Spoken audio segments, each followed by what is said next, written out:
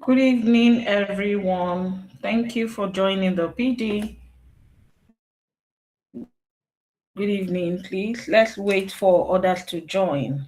I believe more people will be joining the call so we can start. Please, let's just hold on for a while. We are just about 22 on this call. I'm sure more people will join. And so once we have more people join the meeting, we'll commence the training. Thank you.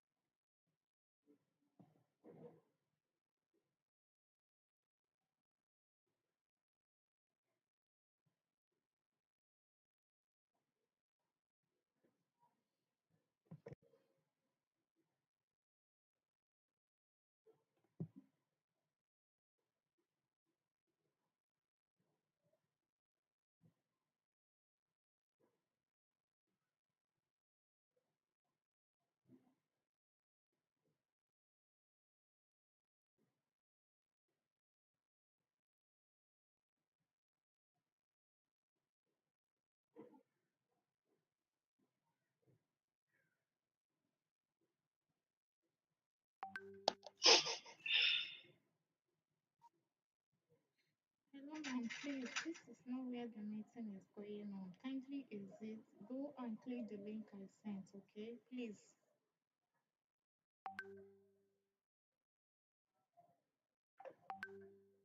Okay, good evening once again, everybody. Once we hit 100, we are going to commence this PD. Once we hit 100, we'll commence. Let's just wait a short while. Thank you.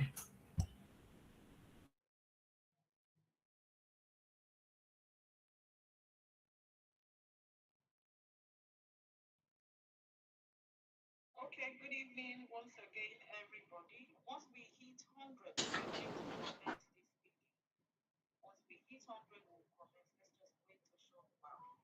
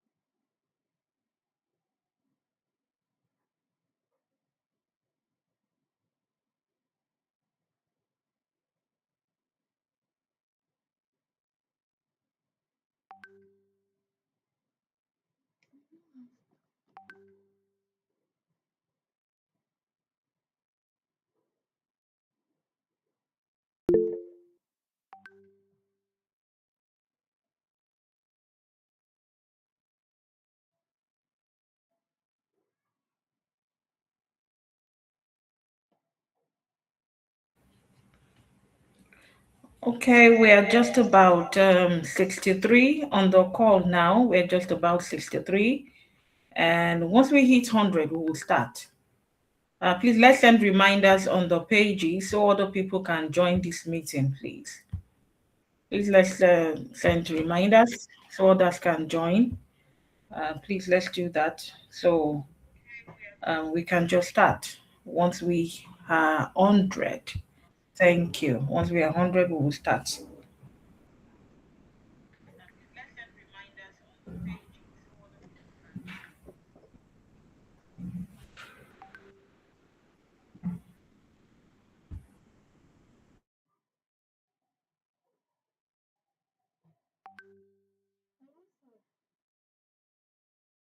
Please, Doctor cannot join. She's requesting for a code. Please, can you help her, Joy? She says she's looking for a code. I don't know the code that I'm supposed to send to her. Please, can you just tell her, please? Because I told I'm not the one that created the link.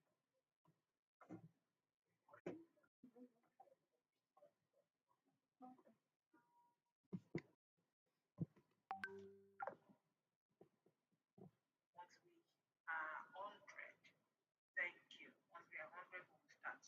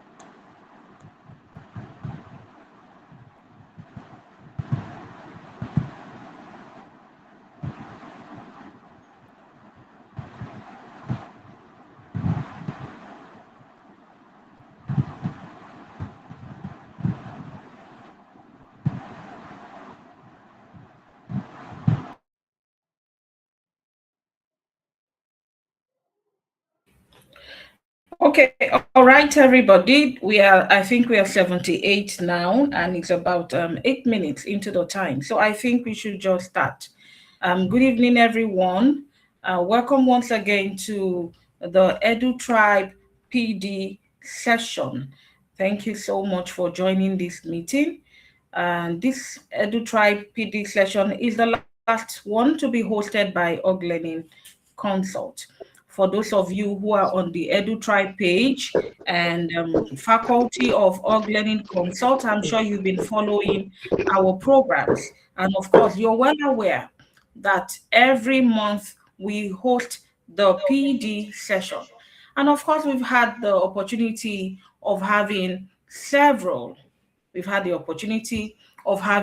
facilitators actually come here and train us on different topics.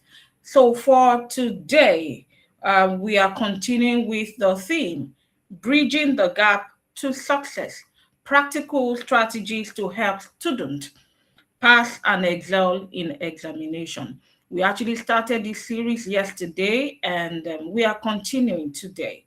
Our topic remains bridging the gap to success, practical strategies to help every student pass and excel in examination. For this particular PD, we have the honor of four different facilitators. And the first facilitator spoke yesterday, and that's Mr. Samson Osagede, because the PD has been divided into three key areas: what parents need to do to support their children to be able to pass and excel in their examination. And that was the aspect that was taken by Mr. Samson yesterday. Today, we are going to take the other two parts, and the other two parts will focus on the students and the teachers.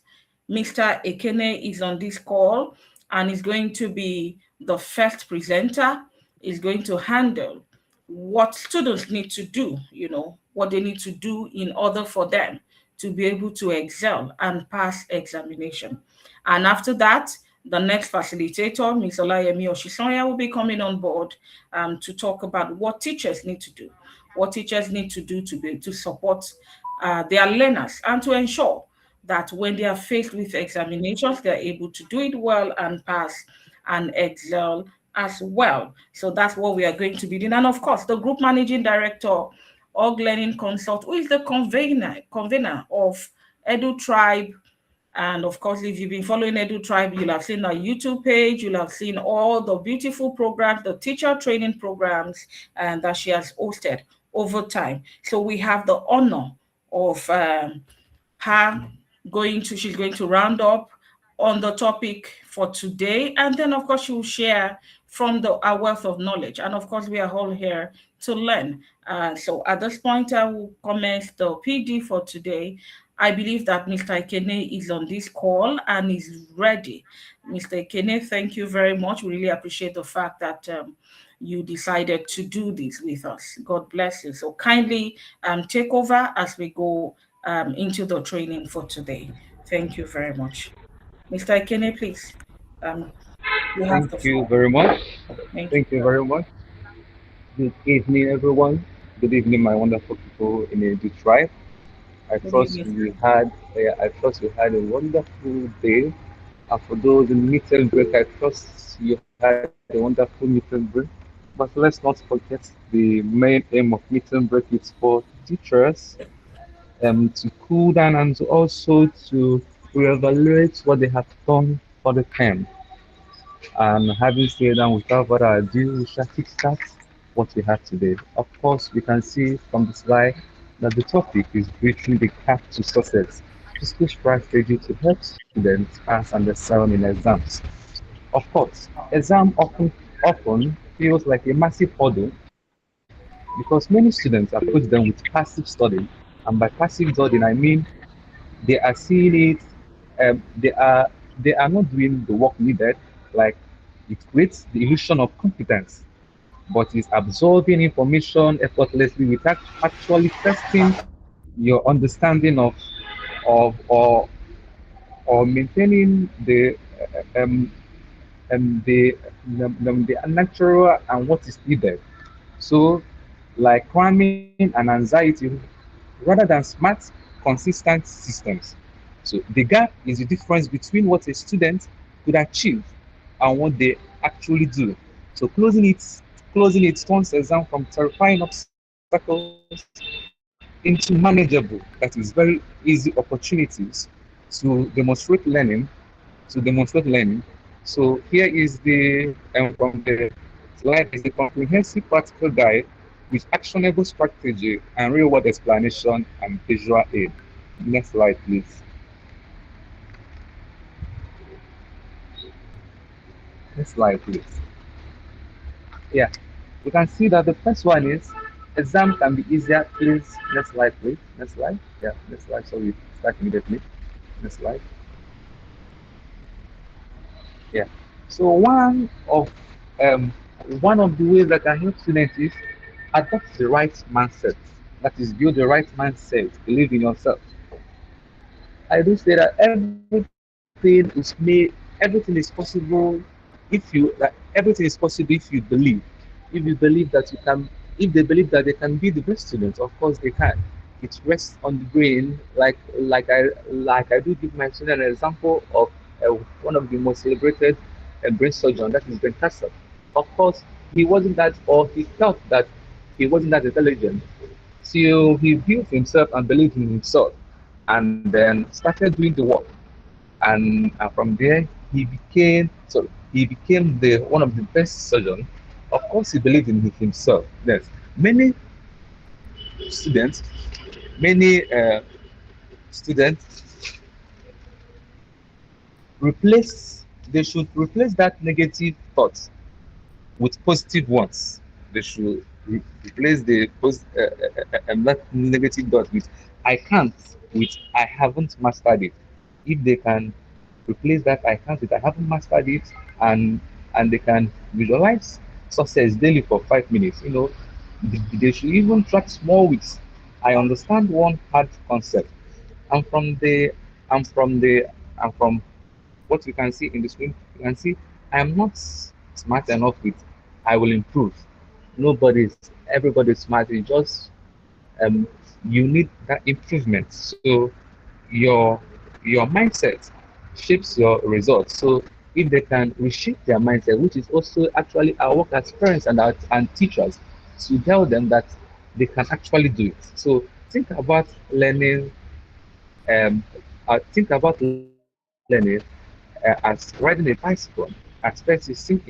You fail, you wobble, you feel frustrated, but with practice, patience, and encouragement, you eventually ride with confidence. Learning is exactly the same. Every student, every subject gets easier the more you try. You are you are capable of more than you think. So they should start believing in themselves today. They can start believing in themselves today. Then the next second slide, please. Then the second slide is set clear goals. Set clear goals. A goal is something you want to achieve. As a student, as students, they should set clear goals like a trip needs a destination. Their studies needs goals.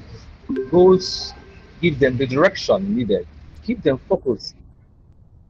Keep them focused and help measure their progress. Example of the goals is maybe uh, they will score 80% in mathematics, be among the top 5 students, pass all the subjects, improve their reading skills. So goals helps to give them direction. For example, if you are traveling to another city, you need to know where you are going. Likewise in likewise in their study, they need targets. So know what you want to achieve. So they should know what they want to achieve and set clear goals for it. Next slide, please. Stay positive and learn from mistake. Mistake is not a bad thing, but what is bad is if you keep making the same mistakes over and over again. They are hindering your progress. Example of the goals is maybe uh, 80% in mathematics,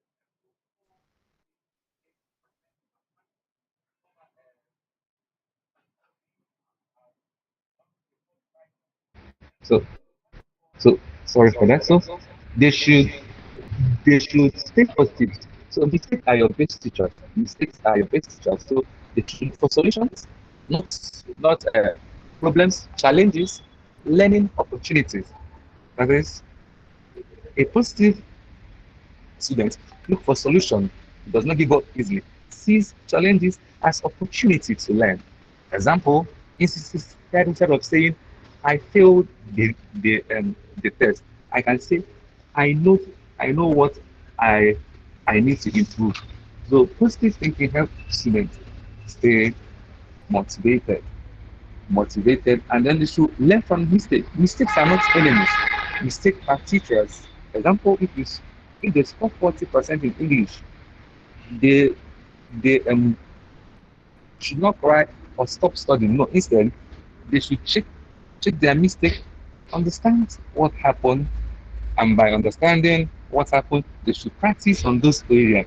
Every mistake teaches a lesson. Failure is not the end; it is part of learning. Next slide, please. The next one is plan smart and study smarter. Of course, from your screen, you can see that a study plan is a timetable that helps organize your work. So it helps organize the students, and it's good for and it's also good for them. So, for example, they can have an example of that study timetable is maybe from 4 p.m. they can learn mathematics from 5 English, from you can see in this life benefits. It helps reduces confusion because having too many things to read might be confusing. So it helps reduce confusion, prevent also rushing, and helps cover all subjects. So plan your study time because help planning um, uh, planning their study time helps them very well. Next slide, please. Use active learning techniques. Active learning means participating in your learning instead of just reading. They are participating, not just reading. So they can participate by taking notes, ask questions, draw diagrams, create flashcards, teach a friend. After reading a chapter, explain it to their siblings, to their classmates. If you can, if they can teach it, they can probably understand it. Learning by doing is better than learning by only reading. Next slide, please. You should also focus on understanding, not just memorizing.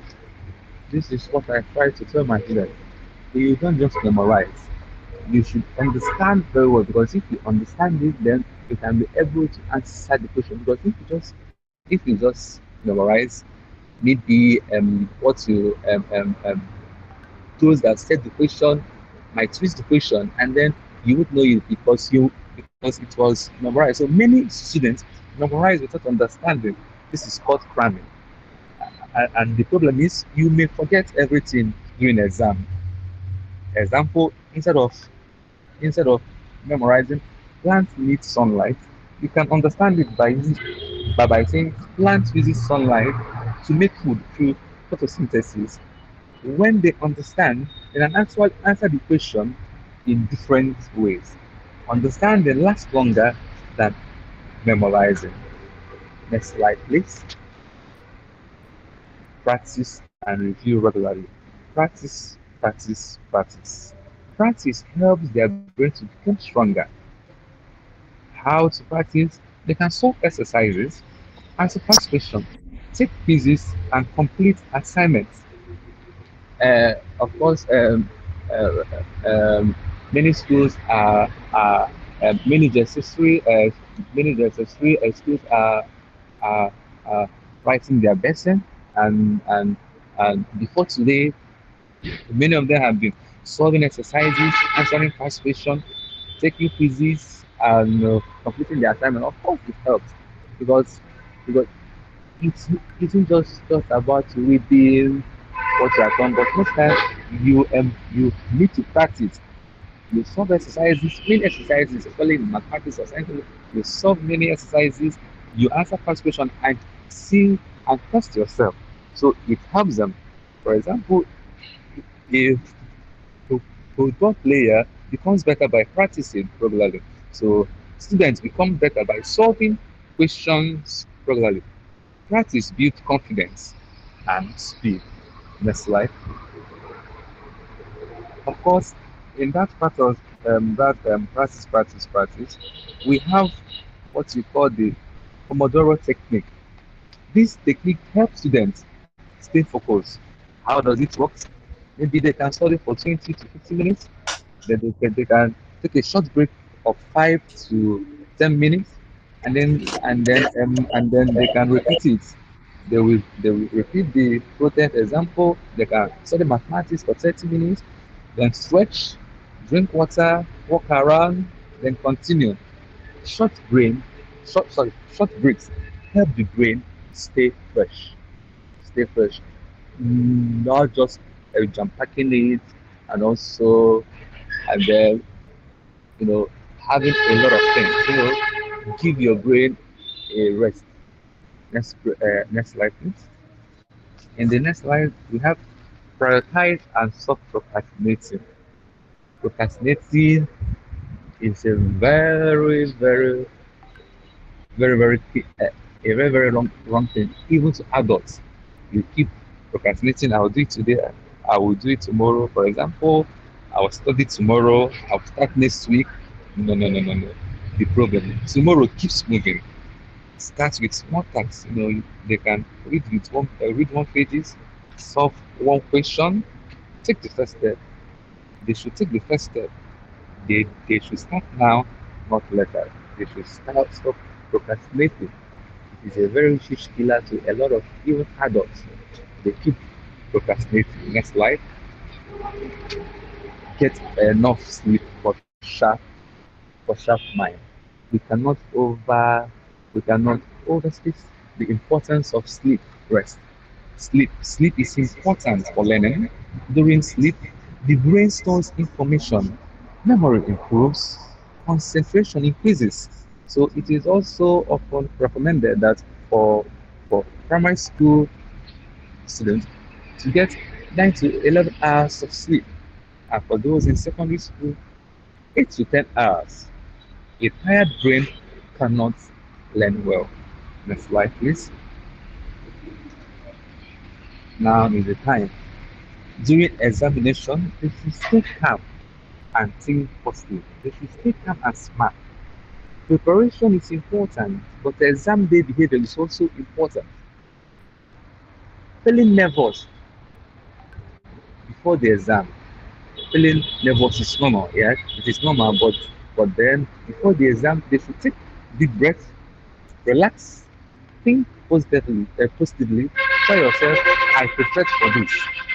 They shouldn't be thinking too much. So it is normal to be nervous, but then they should be calm. Because a calm mind thinks clearly. Read instructions carefully. Many students lose marks because they rush. They should read the instruction. I can still remember giving my students an instruction. Answer number one and any other two questions. And many of them didn't see it. They left the number one and were answering another question, thereby losing a huge sum of money. Of course, they should study before they should read the instructions before answering.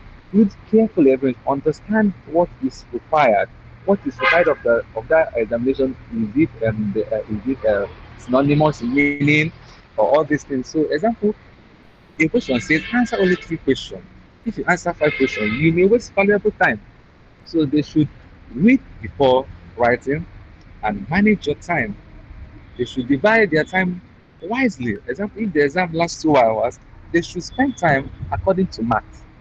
If the exam lasts 2 hours, for example, they should not spend more than 40 minutes on one question. Time management helps them finish their paper, and they should attempt question carefully and smartly. This helps them to gain confidence, earn marks quickly, and then move to difficult question lesson. So it builds momentum early. Next slide, please. Next slide, because next slide. I've already talked about this one with instruction. So, and again, they should also review their answers before submitting. They should check spelling, check calculation, ensure all question and answer. As a journalist, I was before I began teaching because I was working in newspaper house, and most time I do write news for them. During the edit, and one thing I hate is editing my stories, but then most time you will need to edit your stories, cross check it, the spellings, punctuation, the present tense and your tenses, because it is important. Even after you finish editing uh, your stories, it will still be edited by the copy editor, news editor, almost three editors before it can be aired or before it can be published. So it is good. It is good that they review their question, check the spelling, check the calculation, ensure all questions are answered. Many mistakes can be corrected during the review, so they should always check their work. Next slide, please. Eat health, that is, take care of. They should take care of their well-being. Of course, Mr. Sam discussed on this yesterday. So the body and mind helps for effective effective learning. effective learning. So they should, of course, no need uh, uh, uh, stressing on it already because Mr. Sam had already discussed it. Next slide, please. Take breaks, stay active, and talk about your worries. They, it is good that they take exercises, take break. They should stay active, take it out. Then they can take break after studying for many hours without stopping. It can cause tiredness. So they should take short breaks, relax, stretch, refresh your mind because rest helps learning. Also, they should stay active. They can exercise their body by running, walking, football, skipping, or dancing, any other thing, and they should talk about their worries. If they feel stressed, they should talk to their parents, talk to teachers, talk to trusted friends. Never carry problems alone. Then the next slide, please. Next slide. Then the final message for students. Success in examination is finding the smartest students in class. It is about them believing in themselves, setting goals, studying regularly, practicing often, managing their time well, studying healthy, remaining calm during exam. And like I do post every Sunday in the Inspire My Life, that of last Sunday was about everything in this world being vanity. We are going with nothing. But the only thing that goes with us is what we give. So as teachers, we can give a lot to these students. We can give them a lot because every great student was once a beginner. Small daily effort leads to big success. So if they prepare well with positive, so with purpose, study with focus, and never give up. Exam will become easier and success will follow. Next slide. So, um, next slide. So, if these steps are if these steps are taken very well by the student, I believe it can go a long way in helping them. Thank you. Thank you very much. Thank you so much, Mr. Ikene. Thank you. Thank you. In fact, there are a lot of things that you've said that I wish that we can just have our students seated, listening to you. And I'm sure that they'll find everything you've mentioned very, very useful. If our students can just apply all the strategies you mentioned, of course, they will all do well. They will all excel in their examination. In academics, generally they would do very well. Thank you very much for that presentation. Okay, before we go to the next presentation, I would like to know, do we have questions, please? If anyone has question, please let's ask now before we go to the next presentation. Okay, so if you have any question for Mr. Ikene, please, let's see your hands up. If you have any question for Mr. Ikene. Yeah. Okay, thank you, Mr. Victor Achono. All right, please go ahead and ask your question. Okay, good evening, everybody.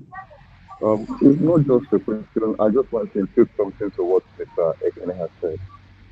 And now, as regards to reading, back then when I was in secondary school, I have this classmate that reads almost all the time, but he cannot relate what he has read. Cannot relate what he has read. So when one of our teachers now counseled him that he needs to understand when he reads best, understand best. I just want to include something relating to reading. Okay, an average student needs to understand when he or she understands something best and maximize that at that time. There are some people that are early morning reading, and when they read in the morning and they paralyze best. And there's some people that are night readers, so when they read by night, they understand best. So it's quite apt that students should also need to understand the time that they read best and understand properly.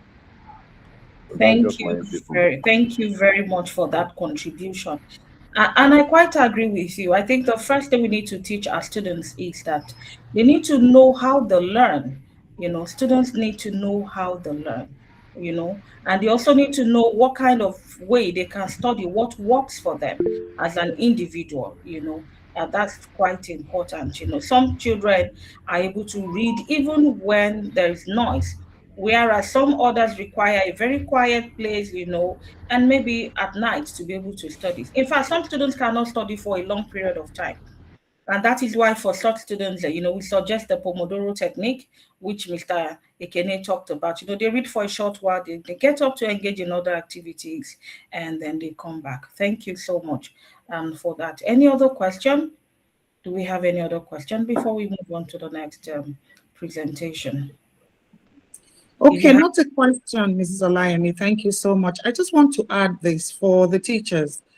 If we talked about parents yesterday, kindly gather all of that information. You can do a letter, right? Your weekly, if you do that in your school, your weekly newsletter to your parents, please share all of the tips for parents. And now we've done for the students. So they're not here, but you're here. So please take back to them.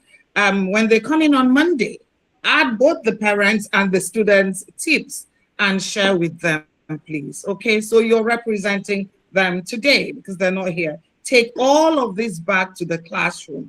Present to them on Monday. Let them follow these tips so that you will see the results that you should see. Okay.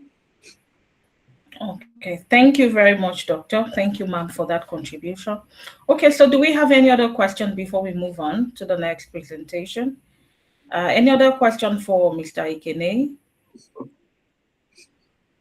Okay, since there's no other question, I will just take, okay, I think that I can see a hand up. Okay, Mr. Jefta, please ask your question. Okay, good evening, everybody. Good evening, sir. Okay, well, thank you, Mal. Thank you, everyone, for this opportunity to go through this process. It's very educative and it's enlightening. But I have just a little contribution, just as Madam said, taking it back to the student. And I still want to stress further because it's actually, we may not have all the time to actually marshal out this information to these children to be positively in their life. So I'm thinking where every teacher, once you go to the class, if it's to take one or two tips of this, I'm talking from the student point of view, take one or two tips and pass it along, digest it. If it is one, it should be our routine every time we enter the class. 5 minutes, 3 minutes, pick a point from what we've learned and continue this process until it sinks into the lives of these children. I will see the results in the exam. So I'm just asking that collectively, students should, teachers should be collectively involved in this. Thank you. Thank you for that beautiful contribution. That's indeed really, really insightful. Of course, as teachers, we should also be able to disseminate this information to the students, guide them so that they can actually apply these strategies. Thank you very much. Okay, Mr. Kingsley Dominic, your hand is up. Kindly ask your question. Mr. Dominic Kingsley.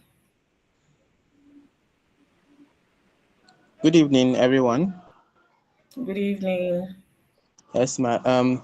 Thank you, the GMD, for this opportunity. Thank you, Mr. Laimi, and also thank you, the presenter. My question or my contribution is, for a student to successfully pass his or her examination is, those students who are kind of confused, maybe those who don't really know where to fall in, either to be a science student or an art student, and along the line they are just moving up to grade 12, and here comes exams.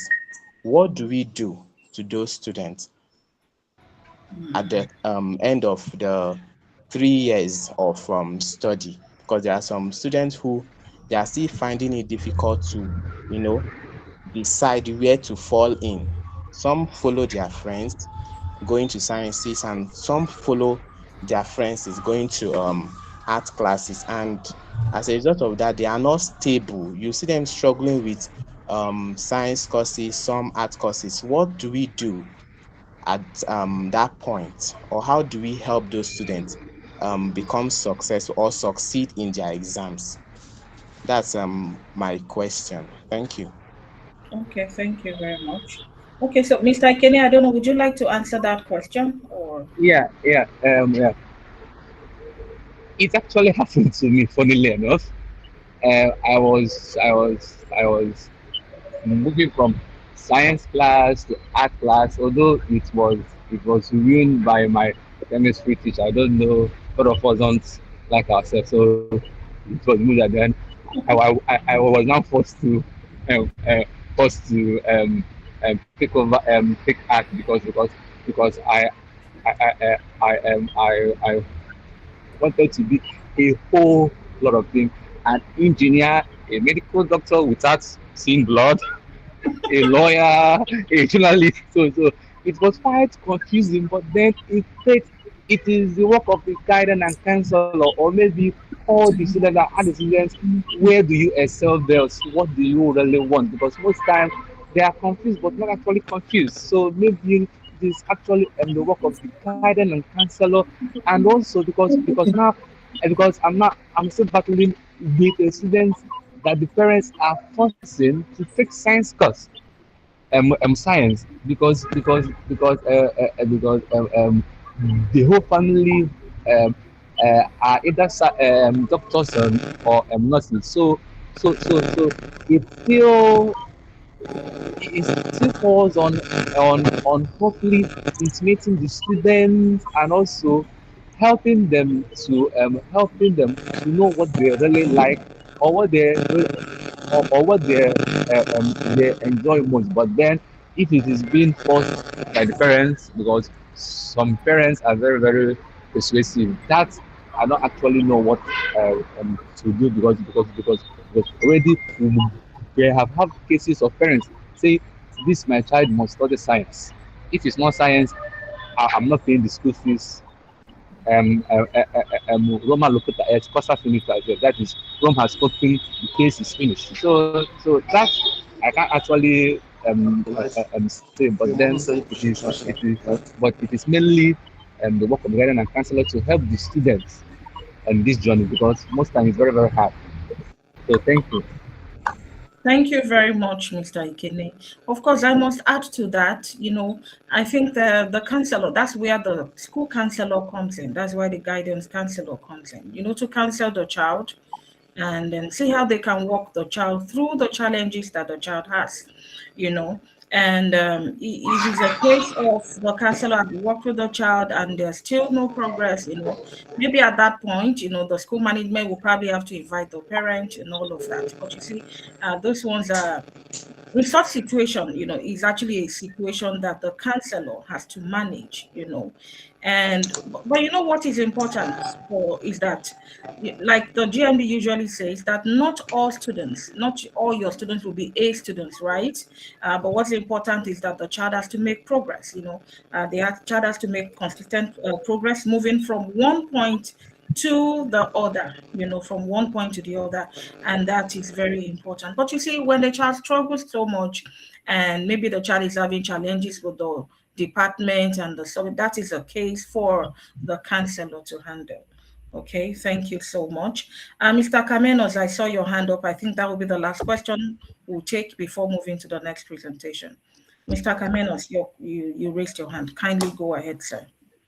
Thank you, Ms. Olaimi. Mine is not a question, it's more just to remind the presenters about what the GMD promised yesterday. If we could have all these slides, maybe in Yeah, our that will be platform, shared. so we can go through them. Thank you very much. To be shared. All right, thank you very much. Okay, so moving on in the presentation, I'll be talking about the topic, but I'm going to be dwelling on the part of the teachers, bridging the gap to success. So what do we teachers need to do, to help our students, to ensure that our students are able to excel, and pass examination? And I'm going to start from the philosophy. What is the philosophy we teachers have? Over time, there's been a shift. We talk about teaching students to pass examination. At other times we talk about teaching to mastery. And as a teacher, sometimes You might be in between, oh, I want to teach my students to mastery. At the same time, you want to teach them to be able to take steps. Yeah, sorry, to be able to take tests, take examinations, and pass at the same time.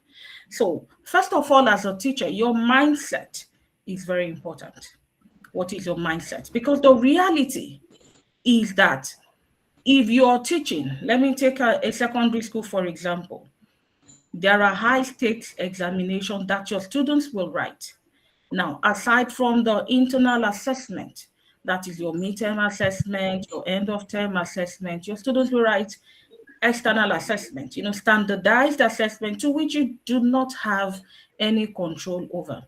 So as teachers, we have to be able to merge mastery, ensure that our students attain mastery of content, and at the same time, they should also be prepared to be able to ace all the assessments they are going to take, whether it is internal assessment or standardized assessment. As a teacher, you're faced with your students has to pass the school internal assessment. And then after 6 years, you're preparing them also for a standardized assessment to which you have no control, but of course, he already has a curriculum, and then you have to cover it. What do? You have like 30 students in your class, and then you have to ensure all of them do well, in all the assessments they are taking. The first strategy I would recommend is that as a teacher, you have to first of all identify the success gap. Now look at your students.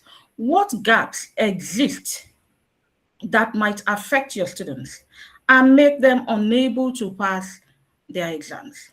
Now, those barriers are in three. There are three barriers. The first one is the content gap.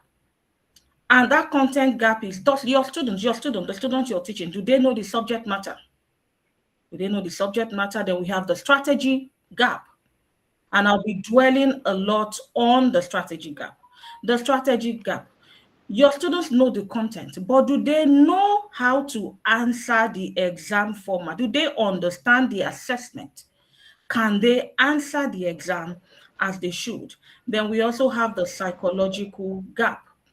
Students have exam anxiety, they have that lack of confidence.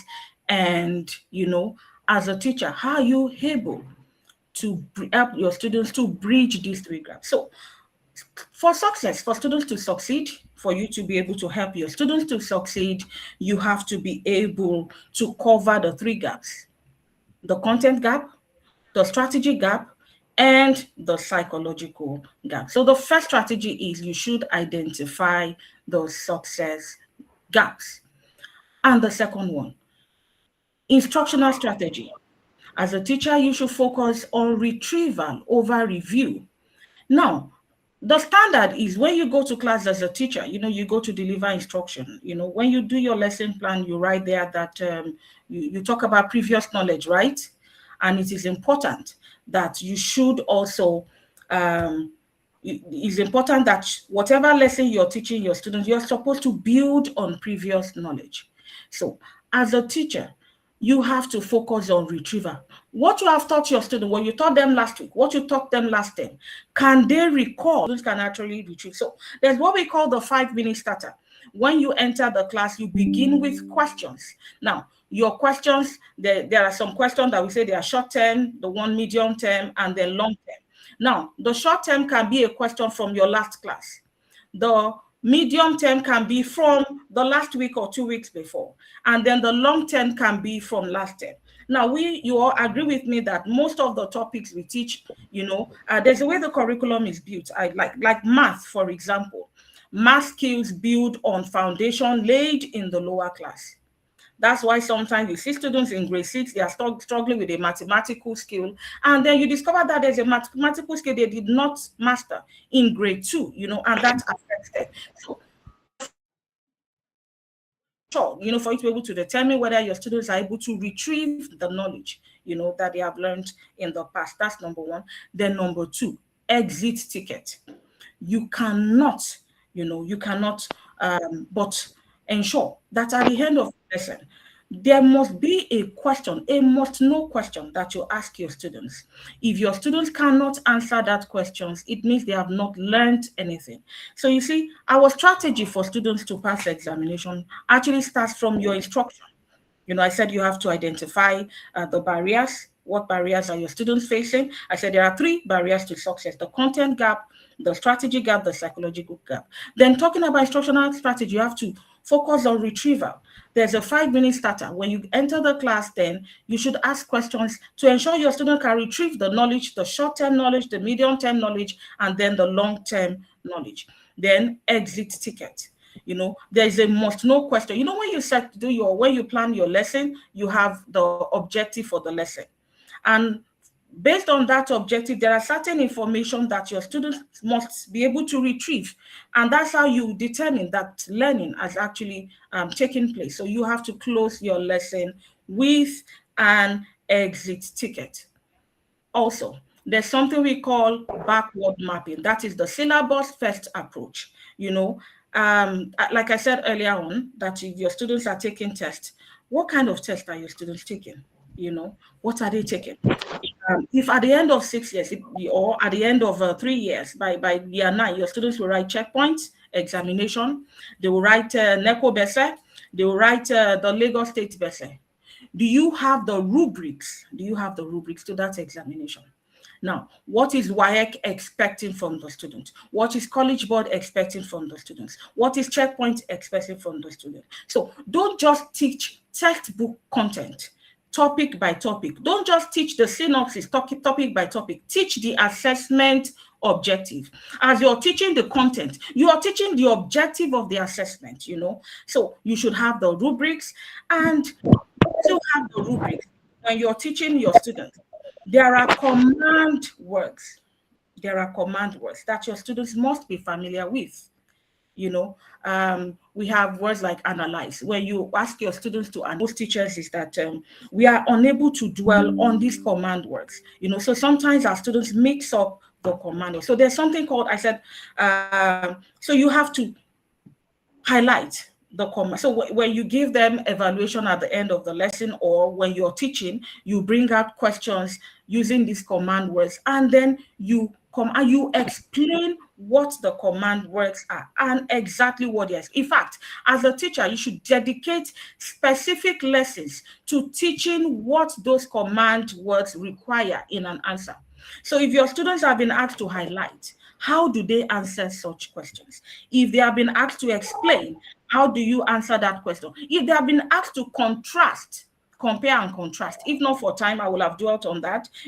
I recall a parent came to me and said, my child was marked wrong, and my child said that I had not been taught this and all of that. So when I checked the child's note, the teacher had actually given, I think there are two different concepts that can be compared and contrasted. The teacher said, these are the features of living things, and then the features of non-living things.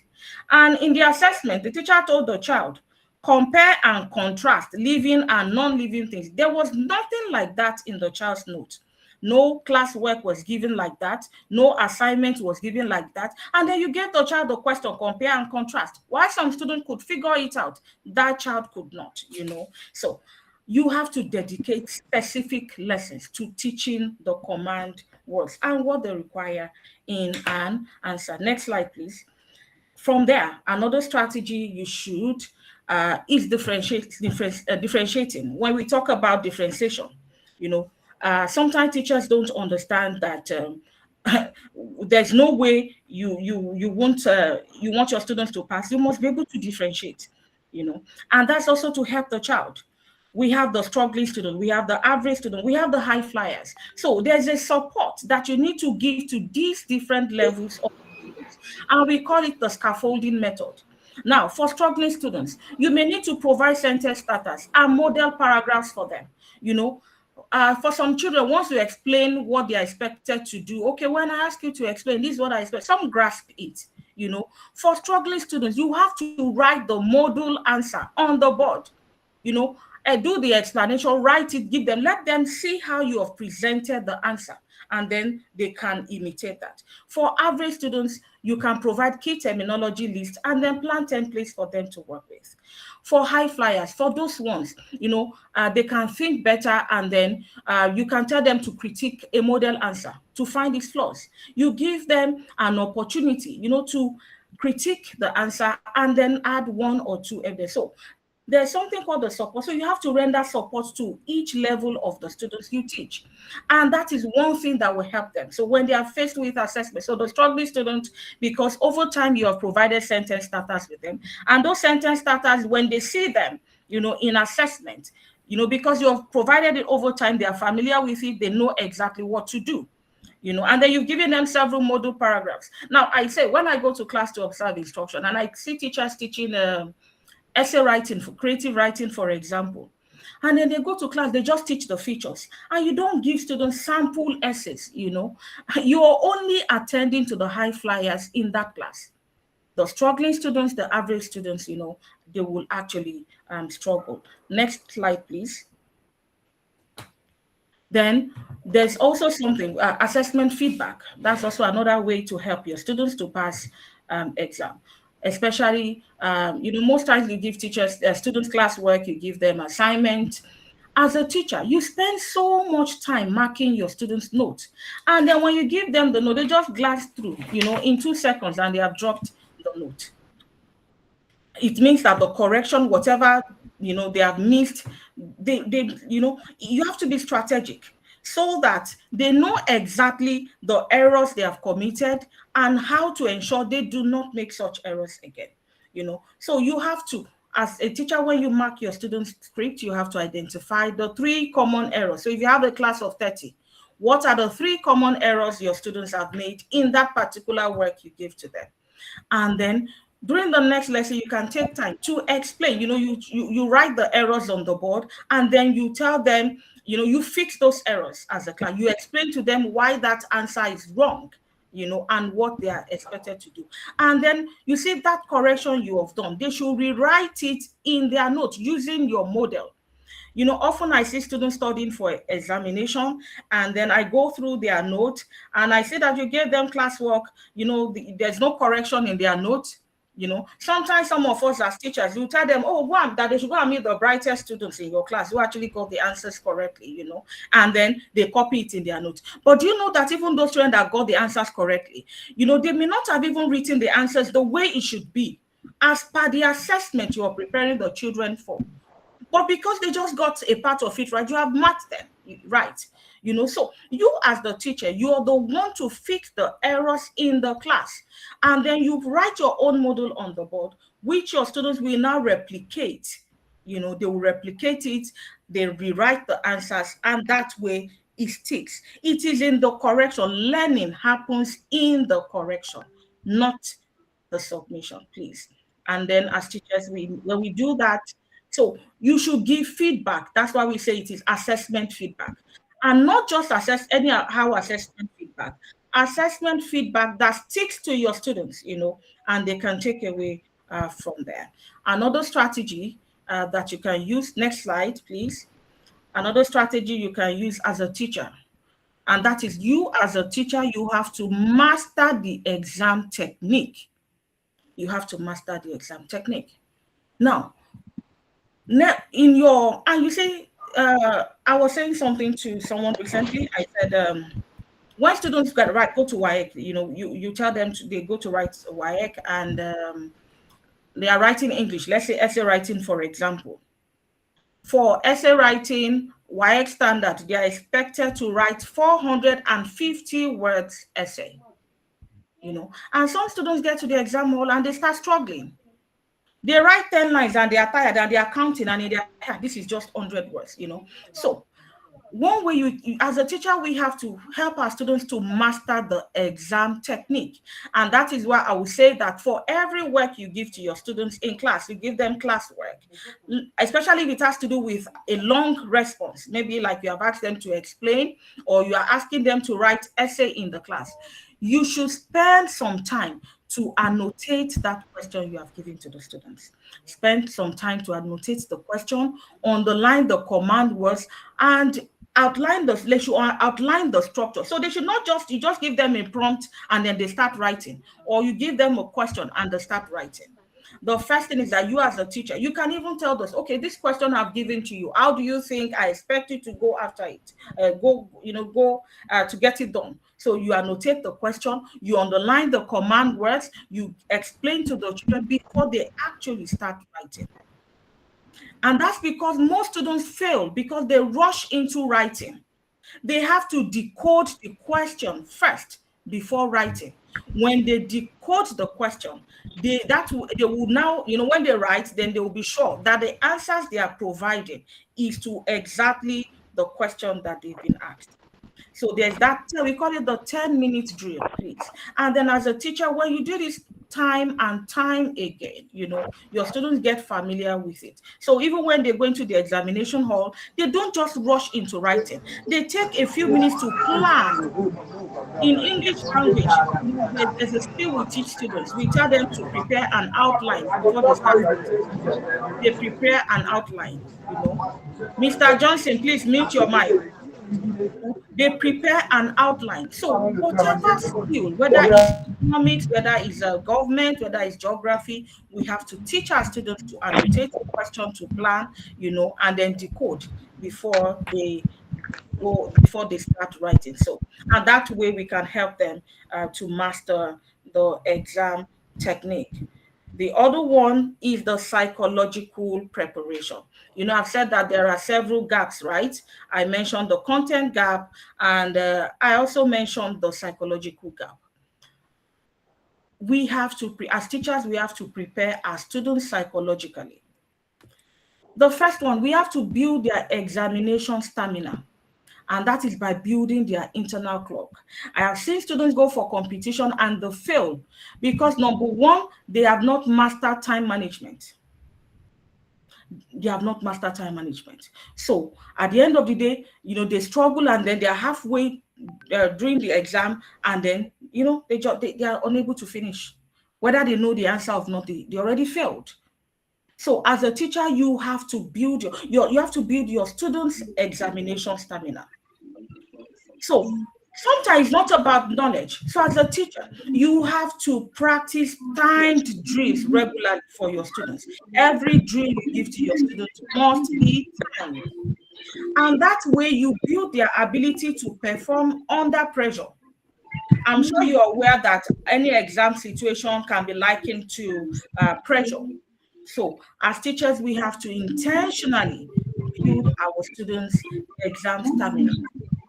When you give as a test, for example, we do bi-weekly assessment, we do weekly assessment, weekly test. Time your student, if it is 10 minutes, 10 minutes is 10 minutes. And by the time you do that regularly, you have built their exam stamina. Now, if SAT is 3 hours long, let's assume your students are going to write SAT at a particular time, and that exam is 3 hours long. Imagine that in school you are giving them 45 minutes test. How do you think they'll be able to cope with the 3 hours test? So we have to build up their stamina to full length timed conditions. Then also, as teachers, we have to help our students to have a growth mindset. That mindset, growth mindset. Christiana, please mute your mic. Christiana, please mute your mic. The growth mindset reframing, we have to teach. So when you give students assessment, we do mock, test and all of that. All of that, as a teacher, if you really want to help your students pass, whether you're supposed to treat them as diagnostic assessment.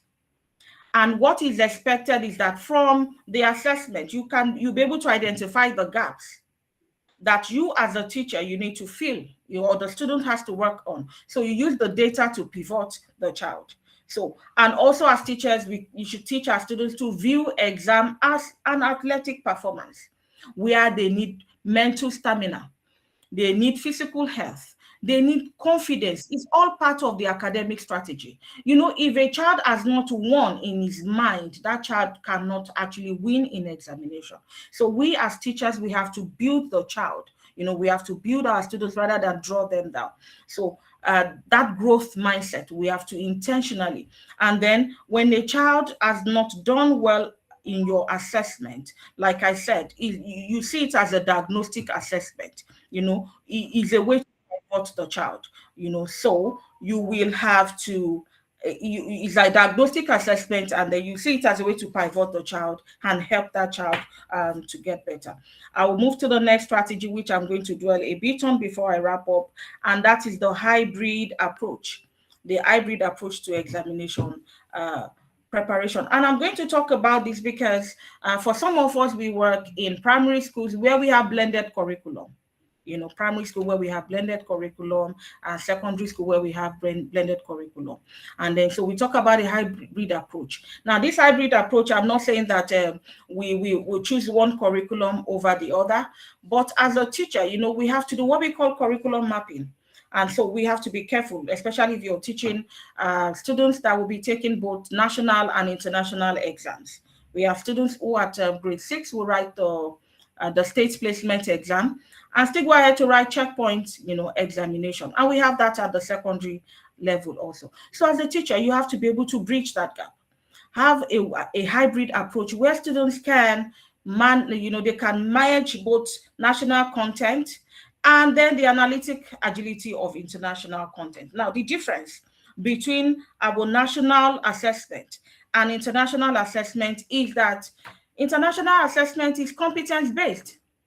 It's competence-based, they focus on how a child is able to apply knowledge to unfamiliar context, to data, to evaluate arguments, so those assessments actually, they actually rely on the child's critical thinking and logical reasoning. Now, unlike WASI, our WAEC, our UTME, is majorly focused on how the child can recall the content, how the child is able to recall the content, and how accurate the child can be. Next slide, please. How accurate the child can be. So the first thing we need to do as a teacher so to be able to help our students, like I said, WASI, NECO, UTME, the content, if you look at the curriculum compared to the international curriculum, is very heavy, and the first thing that the child must be able to cover the syllabus. But at the same time, whether the child is writing WASI or the child is writing international examination, mastery is very important. Because if the child has mastered the content and the child understands the assessment pattern and the child knows the command words and the child knows exactly what to do, application of knowledge comes easy. So the first thing I would advise in such situation, one strategy is that we have to be able to loop knowledge and application. We must be able to loop knowledge and application. So knowledge as per WASI based and application as per international curriculum or assessment based. Now, for example, if you're teaching photosynthesis for a WASI syllabus, you can have a lab-based data analysis challenge where they have to evaluate an experiment that will not go as planned. So that way, you have taught them photosynthesis, based on the WASI curriculum. They have mastered that, and then they have also what's going on? What's happening? Sorry. I think there's an echo. I couldn't hear you. Even I am I'm hearing myself. What's going on? I can't tell. Mr. Falabi, please check what's happening. Please do. Tech people, help us. There's an echo. Mr. Oreze, please blink your mic. It's echoing. Thank you. Mr. Oreze, are you having two devices? Okay, Mr. Falabi. Okay, I think it's better now. Okay, I think someone was using two devices. All right, thank you. Okay, so like I was saying, so if you're teaching photosynthesis for a WASI syllabus, you have taught the content, and then when you're assessing that, you can, like I said, you can add a lab-based data analysis challenge, and that, of course, is IGCSE style. So your students, they have taken taken the content, they have mastered the content, and they're also applying the knowledge. So when they are faced with that, with a question in WASI on photosynthesis, they can attempt the question, and then when they are writing IGCSE, they can also do it. So we must be able, to have that hybrid approach. And also, I will talk about the assessment integration. As a teacher, if you're giving your students assessment in class, you can match the two types, the two styles. Section A can be knowledge-based recall, which is the national pattern. In WAEC, they will ask you explain what is least. But if it is international exam, they will give them critical thinking problems, and scenario-based questions. So you can actually integrate both in your assessment. Question 1 to 3 can be national examination style, while 4 and 5 can be scenario-based, then critical thinking problems. Now, this depends on the school where you work, because in org learning, we do more of critical thinking problems. But when the students get to senior school, there's a way we are able to merge the two. We actually do this hybrid approach so that our students, when they find themselves taking either of the assessment, they are able to attempt it properly. And then you also need to teach to the higher standard. See, whether your students are going to write the IGCSE or the international assessment or not, if you teach to a higher standard, that is the highest level of the Bloom's taxonomy.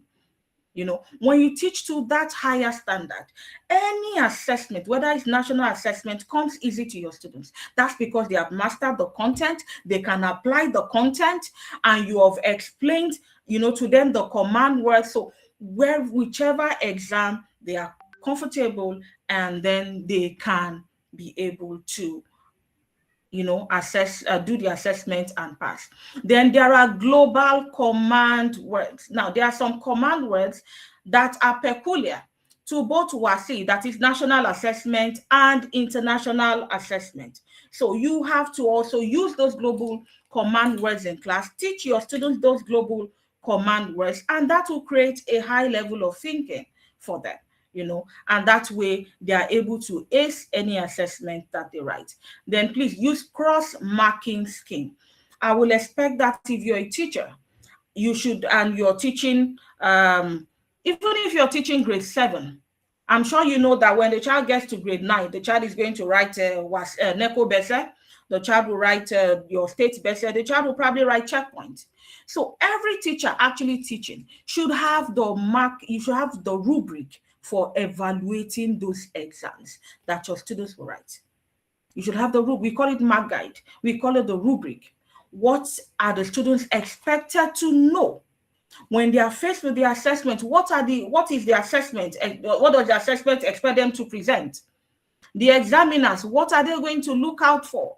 So when you start teaching them, students build up on skills from one grade level to another. And when you start early, that's why sometimes, some students get to a certain class and, the teacher is complaining, oh, these children that I'm teaching this time around, I don't even know who taught them. They are struggling with one skill. If all of us as teachers, can actually teach our students to higher standard, they will not struggle as they go up in class. So, like I said, use global command words. It creates a high level of thinking. And of course, it helps your students to be able to ace any assessment that they are faced with. I said, use cross-marking scheme. So if you're teaching senior school, for example, you must be familiar with the marking scheme for WASI, for NECO, for UTME, for IGCSE, for SAT, for TOEFL, whatever it is. So when you're teaching your students, you have all of these, and then you're able to impart it in your students. And thank you, global command words. Yeah, thank you. And for some of the topics, teach through both lenses. I said teach some topics through both lenses. We teach it through the national examination lens and then the international assessment lens. It drives mastery. Next slide, please, Mr. Okay. It drives mastery. See, before I wrap round up, I think my time is up. As teachers, a lot of work lies on us. We have said what the student needs to do. My other co-facilitators have talked about what students need to do. They have talked about what parents need to do. But you see, the truth is that the bulk of the work is actually on the table of we teachers. You see, exam, they are the gatekeepers of your students' future.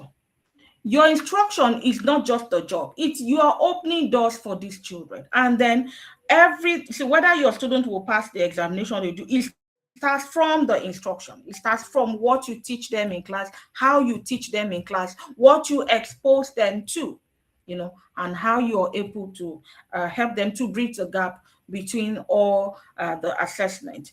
And then as a teacher, what can you do to get better, to be able to help your students? We talk about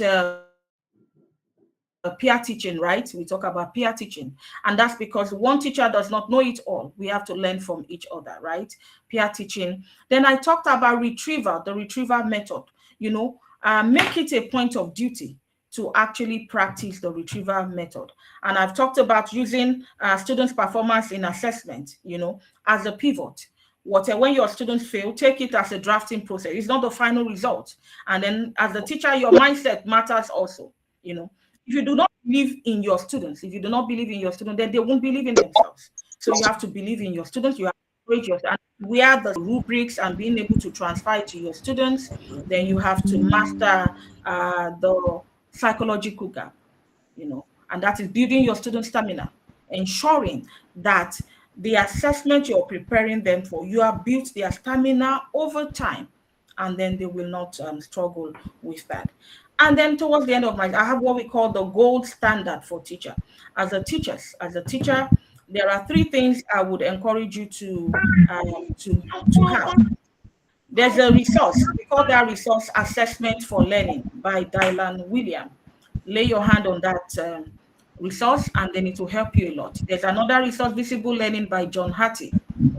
And then always have the marking scheme and rubric. I said, when you are in doubt, when you're not sure of what to teach your student, you're not sure of how to prep them for that assessment, refer to the marking guide, refer to the teacher's guide, and then, your students will be okay. Thank you very much. I really appreciate this opportunity to present. Thank you so much.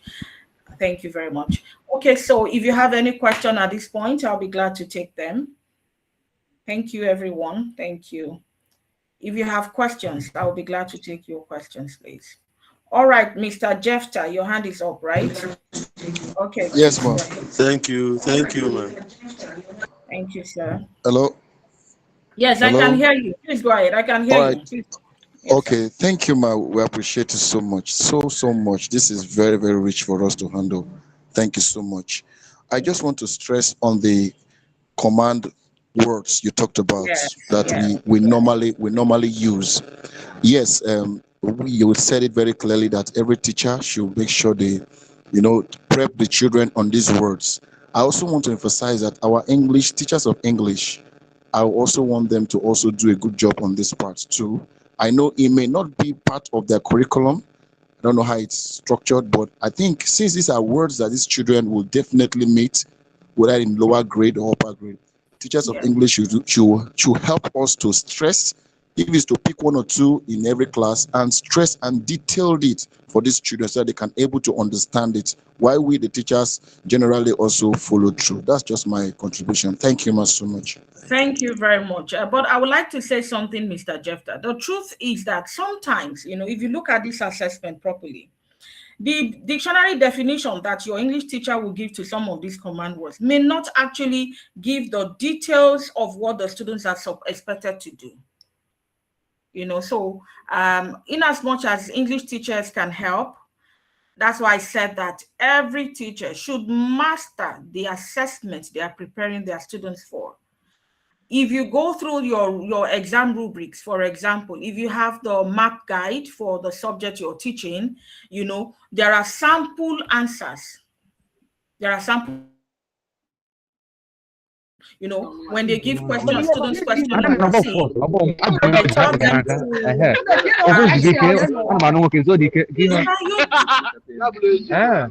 Please, let's mute our mics, please.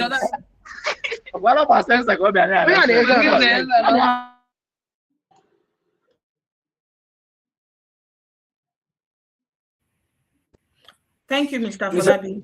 Thank you, sir. Right. Thank you, sir. All right. Okay, so like I was saying, so you as a teacher, you have to be familiar with that. You have to be familiar with those command words. In fact, you should have the rubric. The rubric for the assessment you're preparing your students for MAGA. It should be like a Bible that you refer to. Like I was talking about literature, for example.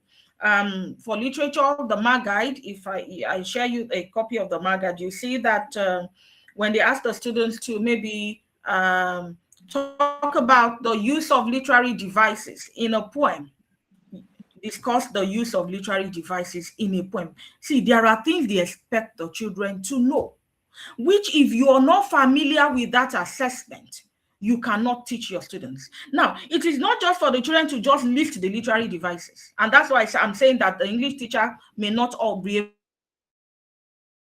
to in this case. It's not just for them to say, okay, literary devices. They have to tell us they have to discuss how that literary device was used and even quote some lines. For them to get full marks, they have to quote lines from the poem. You can only get that information from the exam rubric or the MAG guide.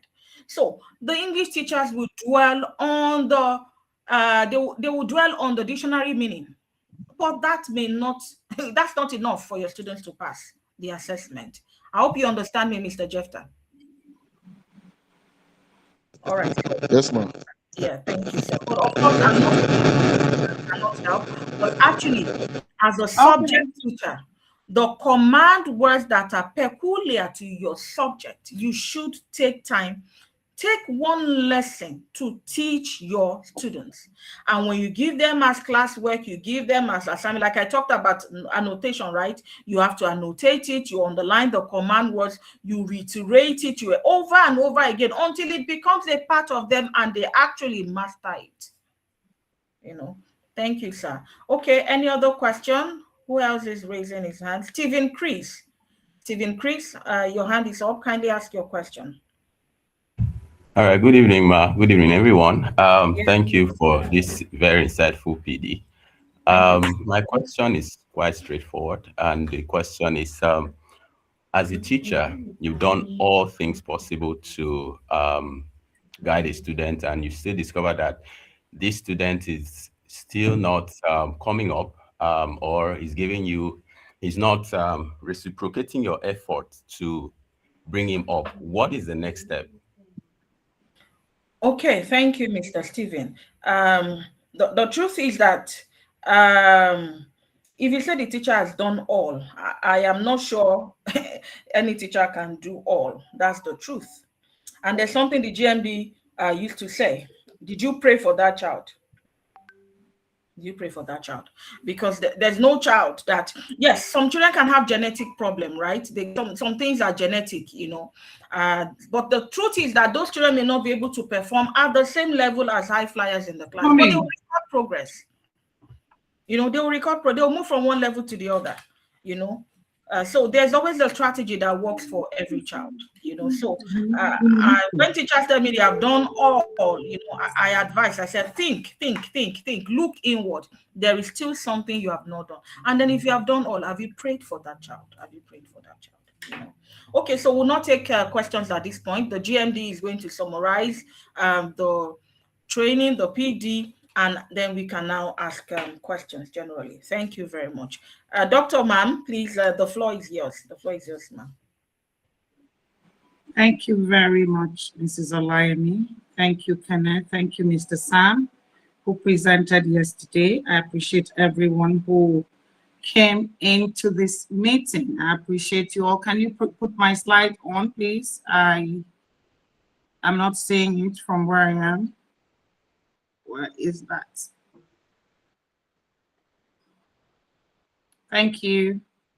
Appreciate you all. If you're here and you're a coordinator of any of the schools that's Org Learning, please take your attendance right now. Don't tell me I didn't know the name. You know what we agreed to do. at this point, right now, take your attendance at this meeting. And if you're from EDU-TRIBE, I would ask Law to do the same thing so that you can get your certificates. We will assume that you have attended all the trainings we've done. I think this is number 6, and then you will be certified. But your name has to be on all of the register that we have. I am not actually training. Somebody has talked to parents, another expert to students, another one to teachers. So we have covered everywhere, right? Because it's the 3 groups: parents, teachers, students. All right, so you've heard it all. What I want to talk about is more of advising you, like, you know, teacher to teacher, friend to friend, mother to son, daughter, however you want to put it. A colleague, you know, is talking to you. So I'm advising you, and I hope that you're able to take a thing or two and you run with that, okay? The first thing I want to share, please move to the next slide, because this particular one really doesn't say anything. The first thing I want to say to you is that we may tell you all of this and you will not see results, because the relationship between you and your students is not where or what it is supposed to be. Students do not learn from teachers they don't like. I don't know if you have read that book, I Won't Learn From You. There is a book like that, where you know, a teacher narrated the experience of how he was able to transform a child's life when the relationship got right. So first thing you need to know, for all of these things to work, is that you need to have the right relationship with your students. The way you make them feel is important. The way they feel in your class is important. The way you know, Ms. Olaimi said, you know, motivate them, right? Pump them up. Give them the muscle. Tell them they can. They have to like you. They have to feel good when they are with you. One of the best teachers we have in org learning is a math teacher of all subjects. A math teacher. How I knew he would succeed. The first time, there's something I do in my school, I ask students to vote for the best teacher. They voted for him as their best teacher. That is how I knew that I was just about to solve the math problem. Now, because they like him, when I say they like him, I spoke to a student once, he's abroad now. He was talking about the math teacher and started crying. Tears, he was crying. He said, if we see the way this man is teaching, he will pray, he will preach, he will father them, he will correct them, he will go to the extreme. And because of that, they give the subject everything. So that relationship is important. If any of these things will work, correct the relationship. They need to trust you. They need to know that you have their interest at heart. In fact, they should think that you like them a lot. So if you're that teacher they hate, please correct it. That time has passed. Then the way they feel in your class, the experience is very, very important. A positive classroom culture is a deal breaker any day. In a positive way. It will help you. And when I was a teacher, I got into my class. And I'm telling you from experience. And I said to myself that there's an exam that these children have never taken in their lives. But that as their teacher, I will make them take that. And because of that, I planned for it. I set it up. Everything changed. You know, that mindset changed everything I was doing in the class. So you need to make sure that the classroom environment is, how do you even walk into the class? Some of us are so clumsy, they see us, they sleep. I walked into a class in Drew Phillips and half the students were like this. Can you see me? They were almost sleeping on. How do you do that? Oh, some of them were like this. And so I looked, is there a teacher here? There was a teacher in the class. Your students reflect you. The teacher has no energy. It's not even like that. They were sleeping, lounging. But that same class, there is a man that will walk in and they will almost want to stand throughout the instruction. So the experience is as important as the performance you expect. When they get in contact with you, the experience should be hot, hot, hot. That is, you're just dropping their moving, you're teaching. They believe in, they believe they can, they believe in themselves, they believe they are superstars, they believe the child that I told that he will take that exam and pass. He scored above grade level, first time in the history of the school. Because, I made him feel like you can do this. We will do this. In fact, we must do it. You are the right man. So the experience is important. How they feel about you is important. They should feel that you respect them. They should feel that you care about them. They should feel that you know what you're doing. They should feel that you believe in them and they can do it. Very important. Otherwise, everything you've heard, none will work.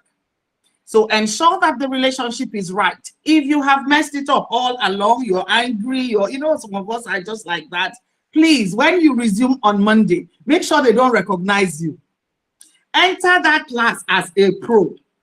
Make every student feel like they are too much, and then deliver the type of instructions we have talked about. That's number one. The relationship is important. The experience is very important. Number two, I have preached this forever. Take ownership. Take ownership of this. I told myself again that I will make this child, all my students, take this particular exam. But this particular child is going to give me this score. I took responsibility. I wanted to have a story. I wanted to live knowing that I had done what nobody had done before then. I took responsibility. So take responsibility. Just tell yours, do you want to fail? Again, I will refer to some of the amazing teachers in org learning, especially Juilliard Academy. They take the score personal. Like if a child scores 50, the teacher will almost cry. They take it personal. They walk as if they are, in fact, you would think that the ones going to university. They will not sleep because they look at it because when the result comes out, you know what we do? We put the teacher's name, we put the API. We don't even bother with the students.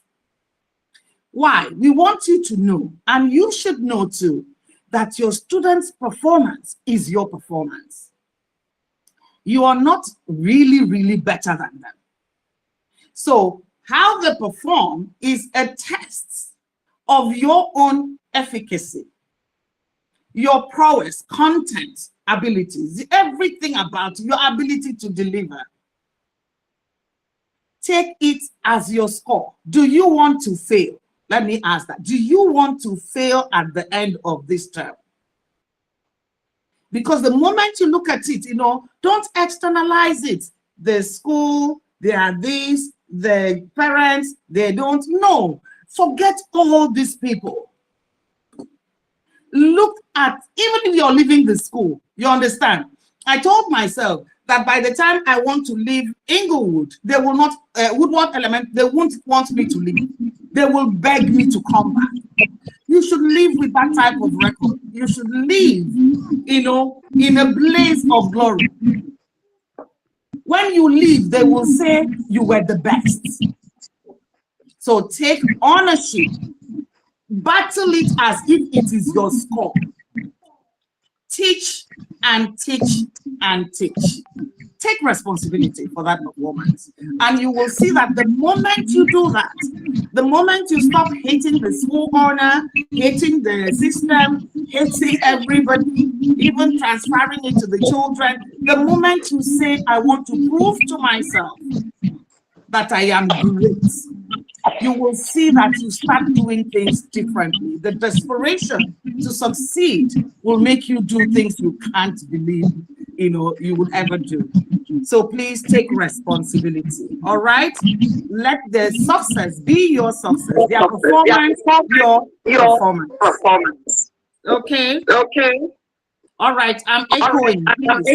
Please. If that's you, turn it off. Turn it off.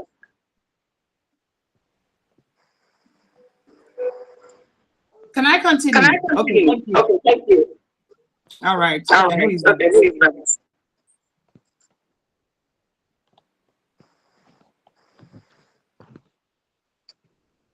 I'm waiting. I'm waiting for Afolabi to correct that problem.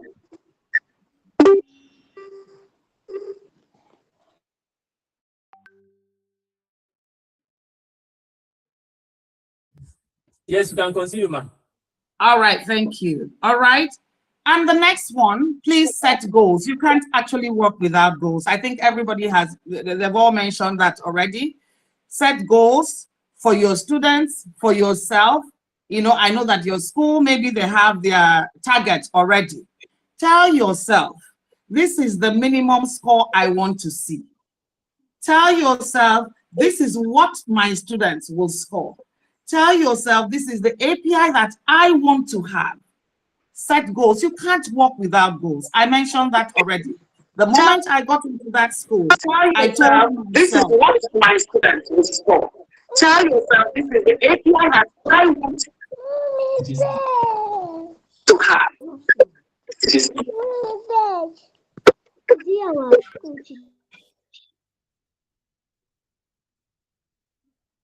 You can continue, ma'am. All right, thank you so much. So please set goals for yourself. Be very specific. Just tell yourself this is what will happen, and then you have something to work towards, okay? We talked about this already. Get creative with instruction. Be very, very creative. You know what to do, and Mr. Olaimi mentioned all of them. These things work magic. Study groups, that's peer tutoring. Some of your students are smarter than you are. They're smarter than I am. Set them in groups of very smart people with people that need to learn from them. Give them time, let them work together, let your students teach, what students teach other students. Do you know that the people who teach don't forget what they teach? And those they are taught also will not forget what they were taught by another student. So set them in groups. It works magic. That's, tutoring groups. It works all the time. Let them have study groups. Make sure you start this on Monday, okay? Flashcards. The miracle of, exam success. Flashcards. Micro notes. There's something I did in org learning when I started Berkeley. I introduced the master notes. They all know it. And a friend of mine said to me, where did you get this from? This is not even done in the US. But it was desperation to make my students succeed that made me develop the master notes. I needed, American exams are structured. You know exactly what you will see. There is no mystery or miracle or surprises. So I gathered all the content that they needed to have in one note. And I gave it to the children. Because if I told them, okay, so I have 1, 2, 3, 4, 5, right? Textbooks here. But what the children actually need to know from these 5 textbooks is not more than this. That's the most important information. Is not more than this. So I gathered all the extremely important information, which I'll get from their objectives, and I put them in one note, and I gave to my students. I said to them, don't worry, I know you will not read 1, 2, 3, 4, 5, 6. You won't even be able to find what you should find. You might read wrong, but if you study this one note, you will pass your exams. It did not fail. All of them did very well. So try all these strategies. Flashcards, anything you know they will see in the exam, whether it is internal or external, put them in cards or put them in micro notes. Put them together. So if a child carries this note and reads it 20 times, they will pass that exam. So try all of these tricks. Micro notes, the drills. I think Ms. Olaimi talked about that. Drill, drill, drill. When you teach today, when you come back tomorrow, before you start the next one, please ask questions. 5 short questions, 3 questions, whatever. Just ask questions from what you've taught already. Let them try to recall. Okay? It works magic. As the exercise is trying to recall. They are storing the learning. Things are going into the memory. Afolabi. What is this? What is this?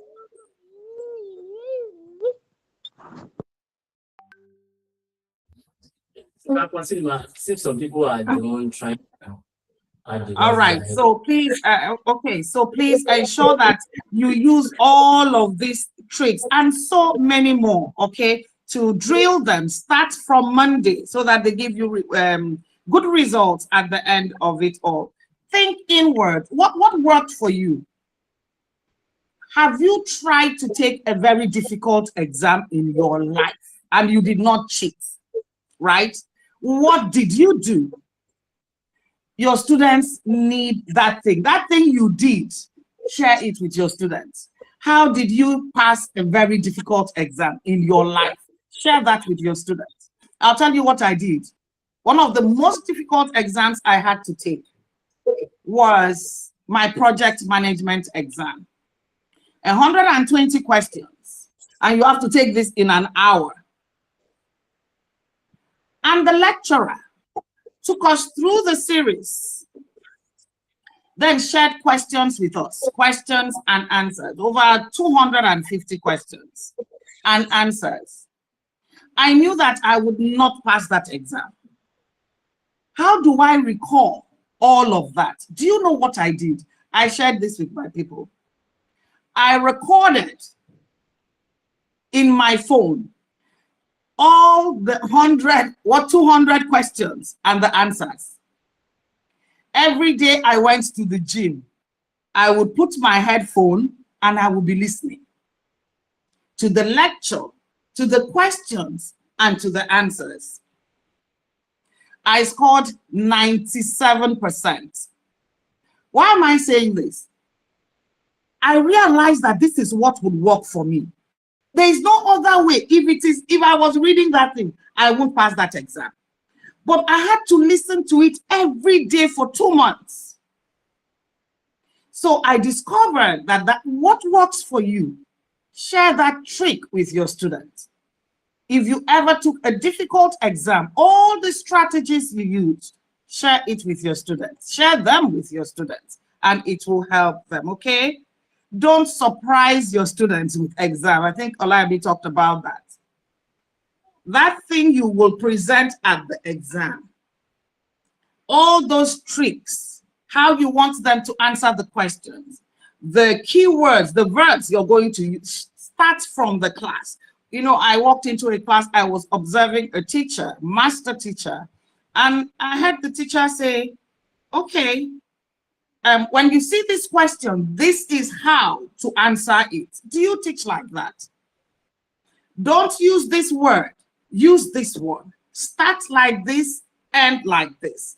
You know, details of how to answer the questions, because we teach and we don't tell them how they should answer these questions, and then we fail them. So take them through the process of your expectations. Do not surprise students with exams. When you do that, then it is not authentic. They should be tested on what they have learned, what they have been taught, and they have learned, and they have been assessed or tested to mastery.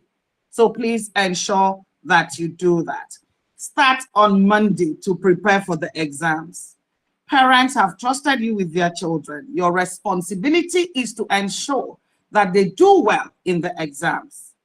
Please, that's your job. That's why you come to teach. So start immediately, teach them, and ensure that they make progress. Even if they don't score 100%, there should be growth. Your effect should show in what the students are able to do.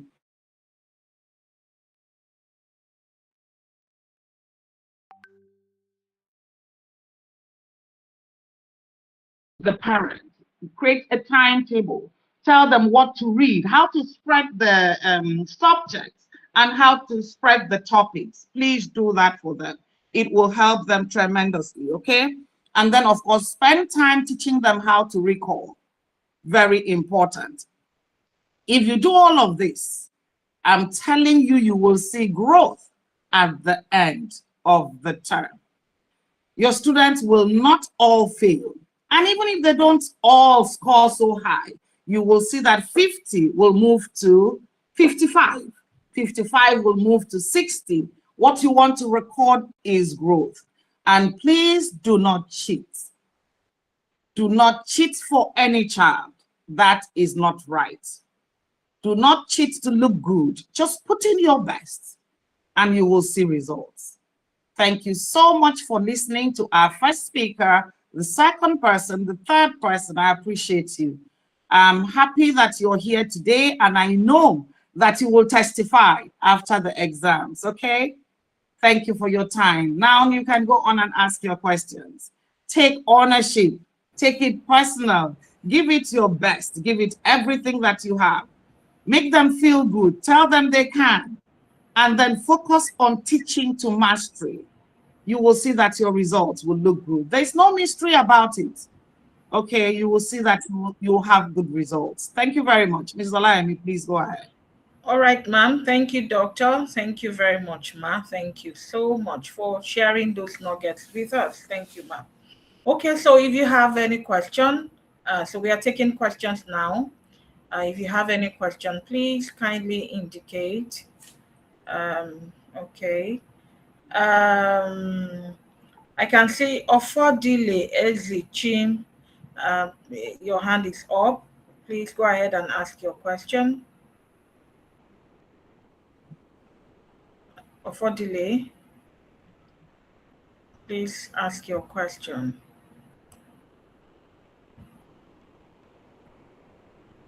Okay, okay. Okay, Mr. Victor Achono, I'm still seeing your hands up. Did you just raise it? Because I know you've spoken before. Same for Mr. Jefter. Do you have a new question? Okay, Mr. Aleke, please go ahead, sir. Mr. Aleke, please go ahead. Thank you very much, Ms. Olayemi. Thank you, Doctor. And I just want to say something about what our GM said. It's just unfortunate that some of our teachers don't believe. Do you have any question? Yes, okay, ma'am. Mr. Yes, Aleke. Yes, ma'am. Please go ahead, sir. Mr. Aleke, please go ahead. Okay. Thank you very much, Ms. Olayemi. Yes, please go ahead. I can hear you.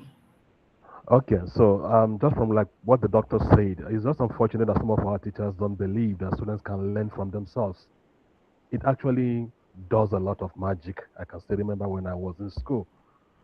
When we meet in a group to discuss what was being taught, it will surprise you the kind of result we are going to get at the end of the day. So I think we are going to continue to stress that students should be able to meet in a group and discuss what the teachers must have taught them. They will perform better. Yes, and for what Ms. Olayemi said during her own presentation, when I started marking WAEC, the second year of my marking WAEC, I went for a coordination, and when I discovered that some of the things we were teaching were actually wrong, and it will also interest you to know that these things were written in the textbooks. I am a geographer, And normally, when they ask you what are maybe like the problems of development in Nigeria, the textbooks say things like lack of electricity, lack of this, lack of that. But during this particular year, I went um, for that marking thing.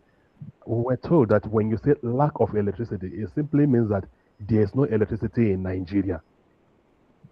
So the word is where we have the problem. So it should be things like inadequate electricity. And sometimes you begin to wonder why children fail some of these external examination. You, the teacher, feel the textbook does not make mistakes. But at the end of the day, we also have to go to turnout publishers to tell them that this is what WIC is saying. And that is why I support Ms. Olaimi 100%. It is very, very important that we go for this coordination. Get those mark guides, even if you are not marking, get those mark guides so that it's going to help you to be able to put these children in on track to get the right things. So at the end of the day, when they pass their examination, these children will never forget us. They will always come after us. Thank you very much, ma'am. Thank you very much. And there's something I want to add to what you just said. I think it skipped me. You see, the challenge also is that sometimes as teachers, we have these rubrics, but we don't use it in school. We don't use it in class. When we are marking our students' assessment, we do not apply the rubrics, in school. So when your students now go to write external assessment, because they are not familiar with the marking guide and all of that, even though, and you now say that their performance, then sometimes some of us are shocked. Oh, this child used to get 90 something, in school, and they have to do. And then over time, they will have mastered the right way to present their answers before the face external assessment. Thank you, Mr. Aleke, for that. Thank you so much. Okay, so any other question? Or comment? Yeah. Any other question? Who else has a question? Kindly. Yes, my hand is up. Okay, Mr. Jefter, please go ahead. Okay, After Mr. you, Jefter, Mr. Joseph. All right, thank After you, Mr. Joseph. All right, thank you, Ma. Thank you, Doc, for these words of encouragement as you open our eyes to some realities. Okay, I just want to lay emphasis on the relationship between students and teachers. Very, very important.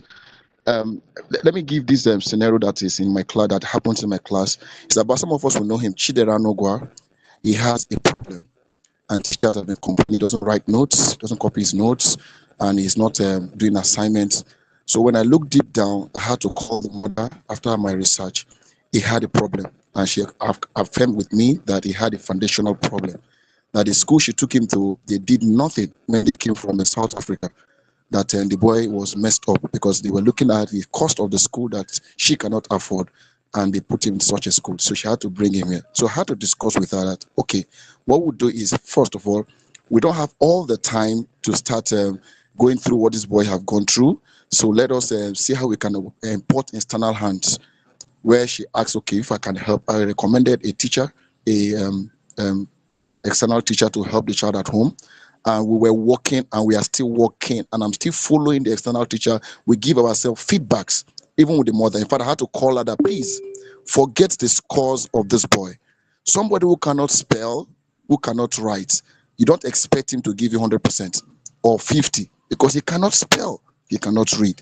So I told her, for now, it may not be this term, it may not be this grade level, but at least before he gets to grade 9, he would have been prepared to write on his own and to read. So that is what the mother agreed, and we agreed together. Even up to today, I still follow the class teacher, and we're getting feedback. And the boy is cool, even though I still follow him up.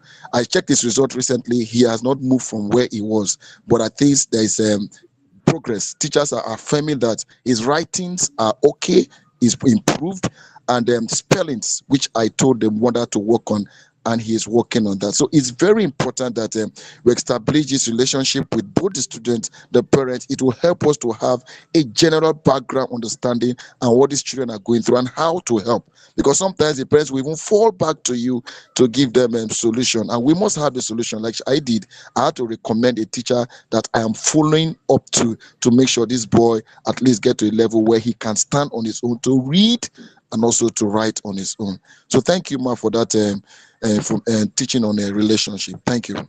All right, thank All you. right, thank you very much. Jefta? I even wanted to ask what school when they admitted, because that's where it should have started, when they were doing the entry assessment, they would have identified all of this. Imagine if you did not have a relationship with that child, that the child would just be lost, failing through, the system.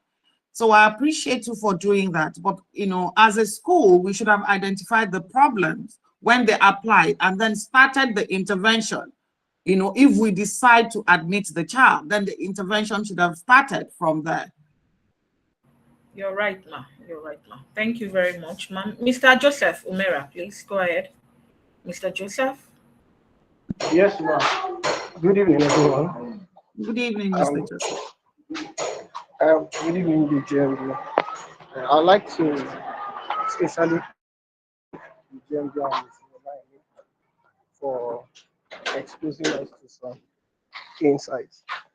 I have a comment, and my comment is from the last question or observation the last speaker, not the speaker. A teacher asked that what if we've done everything and yet there is no improvement?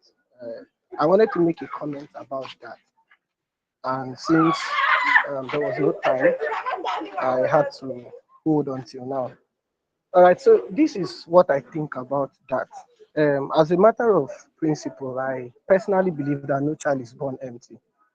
And this has been guiding my interaction with students.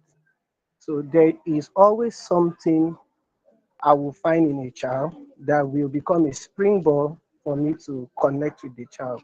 And once I find that, I begin to inspire the child towards having that identity that he is good at this. And if he's good at this, that means he can also be good in these other aspects too. So I believe that God did not create children and created some of them dull and made some of them smart.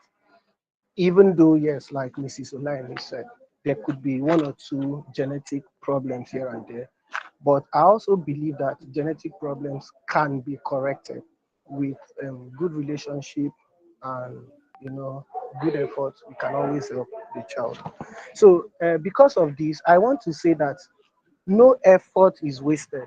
So if you are a teacher and you've been interested in a child as a project, and you've done everything you think you know how to do and there is no improvement, it doesn't mean that all you've done did not yield any fruit. It might take a little more time, but if we don't give up, definitely something good will come out. I remember when I was in school from just as 2 or 3, I think I lost it. I was nowhere to be found. In book, nothing. My results were nothing. I failed my first WAEC exams. I did not even have a single credit. I failed everything from the beginning to the end. But after I discovered myself, the reverse became the story. And today, when my classmates see me, they try to think of me as that boy they knew and begin to ask questions like what changed. So I feel that if we don't give up on a child, eventually they'll get to How we discover get themselves. better? Yeah. Yes. So we shouldn't feel that we've done everything. There is always something to do. That you have If not you done. ask for Yeah. that, Yes, there's something to add. yeah, there is always something to do. So that's my comment. Thank you very much, Mr. Joseph. Thank you.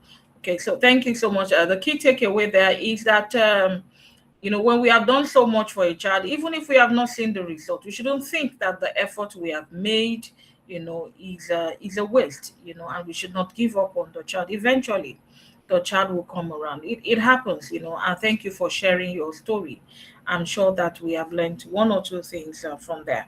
Okay, so I have Fredora Multi-Concept. Your hand has been up. Can you please go ahead and speak? Good evening, Fedora, everyone. yes, Good good evening. evening. Adoko speaking. Thank you. It's actually been a wonderful time. I've really learned a lot this evening. and also that of yesterday was so impactful.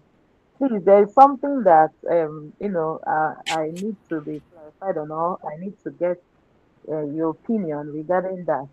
When it comes to learners in probably grade 4 to 6 taking their notes, making notes after they've been taught, what's your opinion on that? Do you think it's something um, good to do, or because sometimes when I try doing that, because I feel it helps them to get better. But you see, there are sometimes parents who complain and this and that. So, do you think it's something that is worth doing?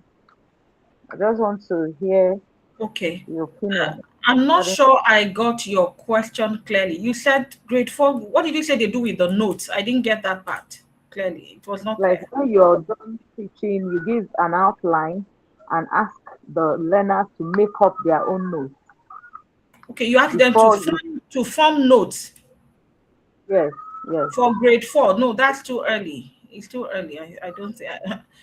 I know we do that for secondary school, but for grade 4, But they can. They okay. actually can try. Yes. Okay. But that will not be the official notes. That will not Yes, be the note for learning, yes, but you can teach yes. them to form notes. Yes, very, very good skill. You know, Okay. Okay. yes. We start from primary. If you're teaching, they take note of the key information and then they use that to make their own notes. Yes, because typically we don't even give them notes. The textbook is the note, so they don't copy notes at all. Outside of where I taught. So, but they can make up notes, just gathering the key points from the lesson. They do that. They begin to develop notes. Yes, Like a summary, okay? exactly. A Yes. summary. All right. Thank Thank you. you very much. Thank you. Okay, so Thank you. Chioma Adaogo. Chioma Adaogo, your hand is up. Please go ahead and ask your question. Chioma, Okay. Good evening, everyone. good This evening. section has really helped me a lot in my profession. Please, my question goes like this. In grouping the pupils, after grouping them, and I find out that in the group, some of the students mock those that cannot read, or at times shout at them when reading. What do I do as a teacher? What action can I take as a teacher? Thank you. Okay. So I think I would like to understand that scenario you painted. Where you say you group students, right, to read together, and then Yes, some of them mock each other. Okay, so my yeah, question is that do you leave the students unsupervised? Because the way you asked the question, I believe you teach in a primary school. yeah. Okay, so if you're teaching in What a I primary do that, school, when I give them a passage to read, I'll yes. be going to the group to check them one Okay, after the, and okay. I supervise think the other group. Students might yeah. be thank you. You understand what I want to say. So that Okay. I want my question now is that what action, what can I do to stop that child from mocking the other that cannot read very well? Okay, so as a teacher, you have to correct that behavior. You have to correct that behavior because it's actually wrong for them to mock another student. So you have to correct that behavior. I don't know what your school, when it comes to discipline policy, I don't know what your school discipline policy is, but there should be consequences for that action. And you see, there's one thing we tell teachers, you have to set your class rules. There should be class rules and there should be consequences. So so you should have class rules that will even forbid your students from mocking, one another. And if they do, there should be consequences. So you have to intentionally correct that behavior. Because it's a type of bullying. And you shouldn't allow your students to bully one another. So you have to correct that behavior and Okay, ensure ma. that it doesn't continue. And Dr. Ma'am, please unmute your mic. We can't hear you, ma'am. Please unmute. Okay, sorry. I was just saying that if you're teaching the right values, that will never happen in your class.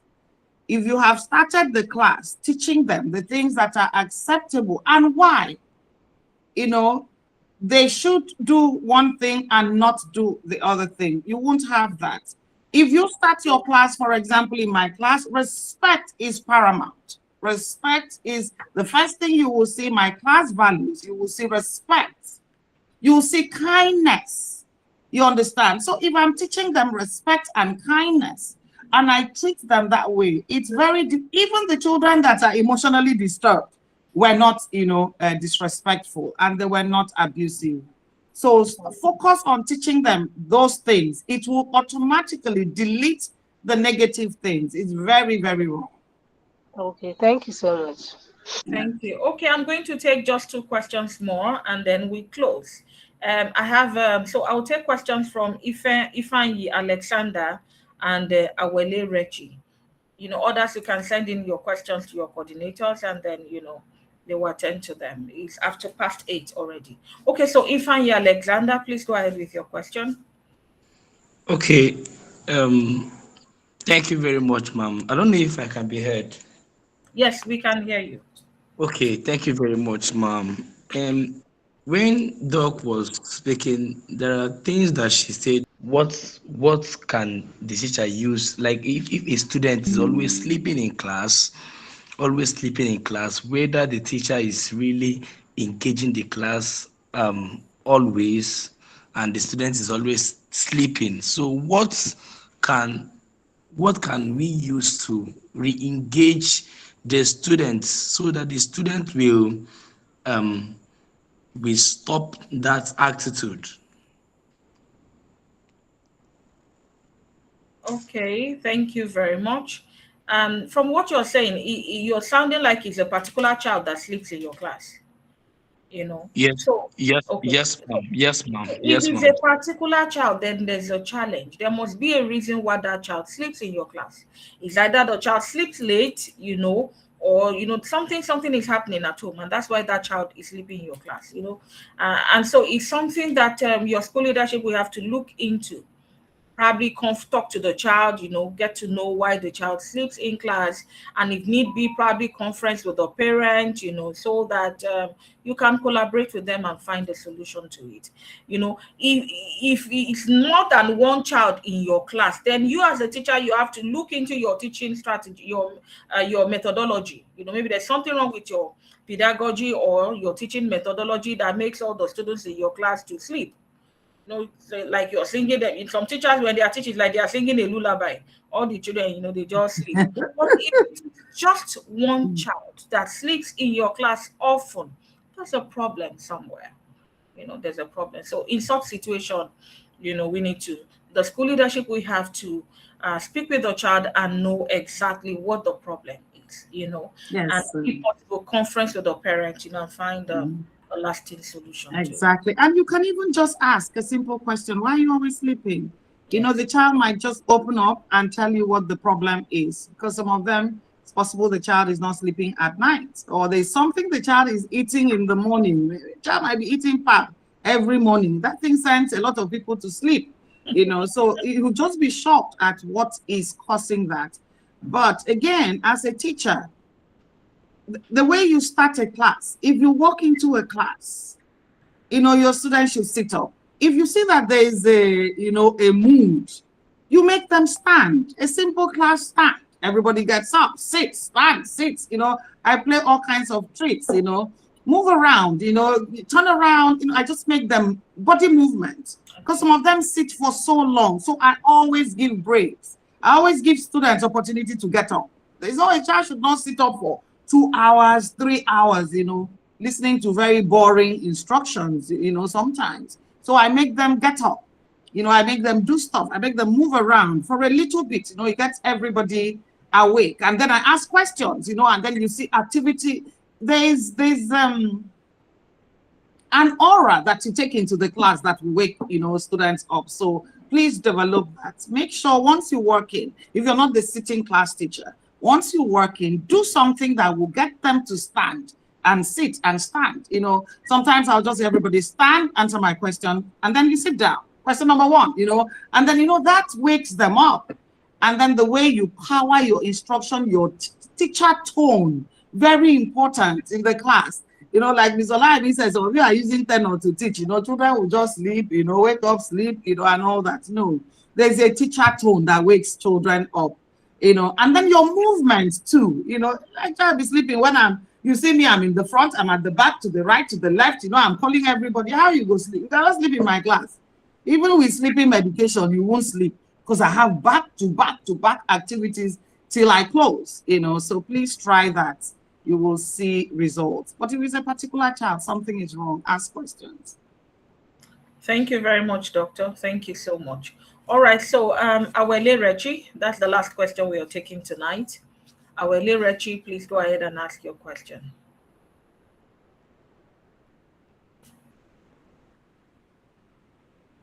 Awele Rechi, are you there?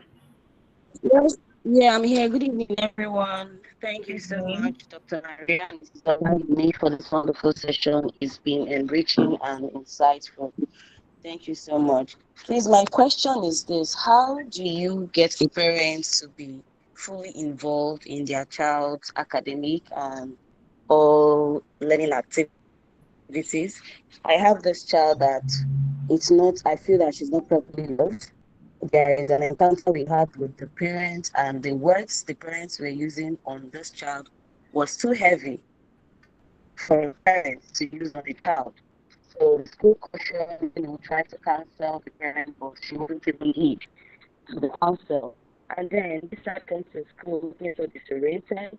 And of course, we knew what was going on, and I and my colleague was taking it upon ourselves to show the child love, tell her things that we love her, we care for her, and the parents love her. But in the class, she's vibrant, she's okay, but every day it's like a different ball game because there's this bridge where she feels good in school, but at home it's a different case. So she comes back the next day, she feels a certain type of way, and we start off with the encouragement and everything again. So this is really preventing this child from learning.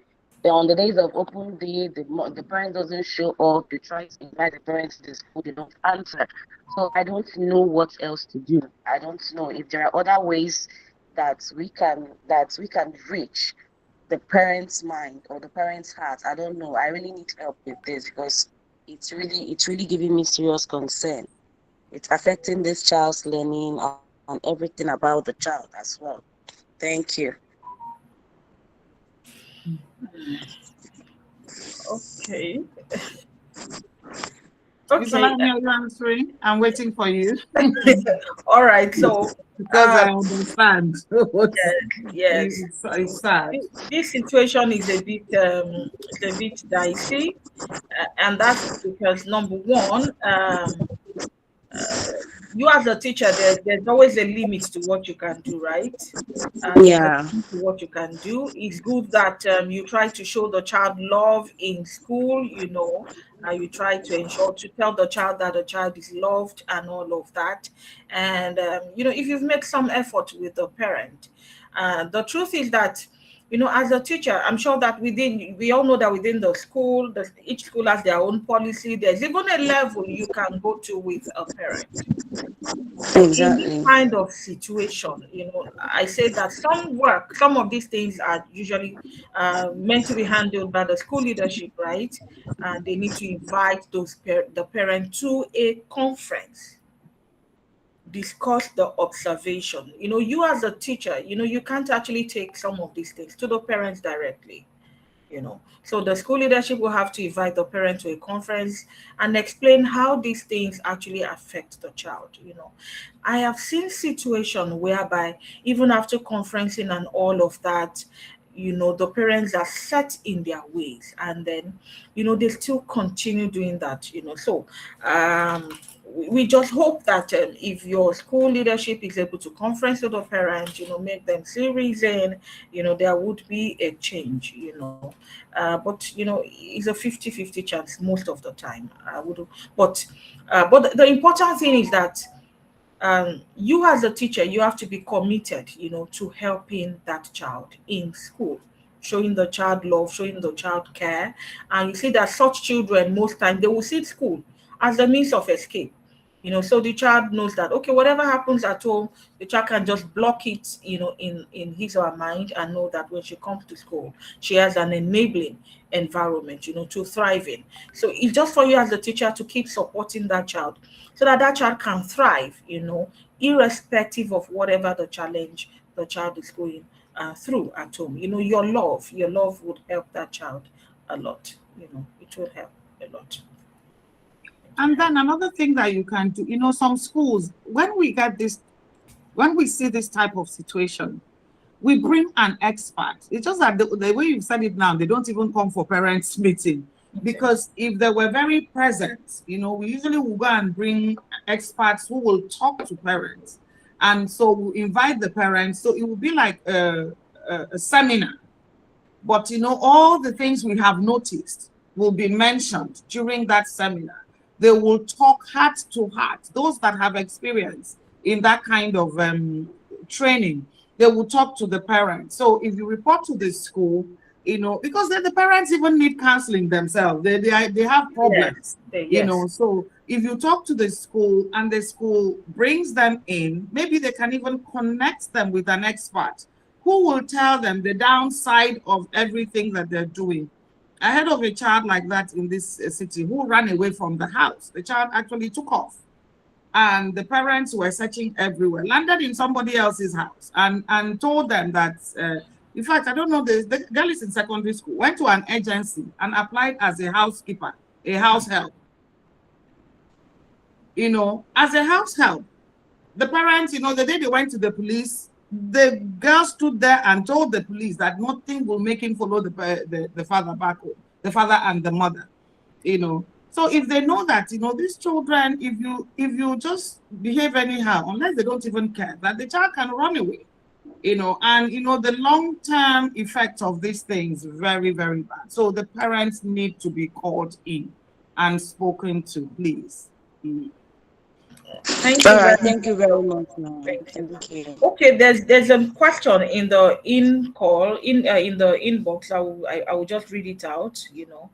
And I don't know if doctor can attend to that. And a teacher has asked that, how can I intervene in a situation whereby a teacher, a colleague, gets aggressive towards students who do not give correct responses? Excuse me. When questions are asked, knowing well that the teacher is temperamental, so he's asking how he could intervene when another colleague gets aggressive towards students who do not give correct responses in the class. I would say that just report that person to your school leadership and let them deal with the person. The challenge we have with teachers most of the time is that most of us, we are sentimental. We tend to protect ourselves. I don't want them to feel like I'm the one that reported my colleague. But what your colleague is doing is wrong. That your colleague is hurting a child. You should not cover up for that colleague. We all learn, one way or the other.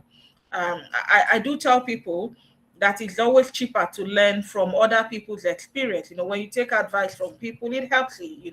But I realize that a lot of people like to learn from their own experience, which is more costly. So you can talk to that colleague, advice, the colleague to. But if it persists, please report that your colleague to your school leaders, because the challenge is that such people will not even do it when their leaders are around. So the leaders don't even know. Yes. And there's a way they coerce the children that the children cannot even report. So if you see such, that person is actually doing harm to the child, and you should not turn a blind eye. That's my two piece. I don't know if doctor would want to add anything to that. No, you have said it all. You said it all. Please, that report the teacher. I would say talk to the person, but sometimes it does not work. Add it to the topics that you use for PD in your school, how they can manage their temperament, but report the person. Because you might be covering up for that teacher. Then one day, that little aggression will land him in jail for life. You would not have helped him. You understand? Helping that teacher is reporting that teacher. That's the wrong job for that teacher. That teacher can walk where they lift weights, gym or motor park, somewhere where you can just express your self, but not in a school setting. It is very wrong. and can land the teacher in trouble. Yes. Thank you very much, Doctor.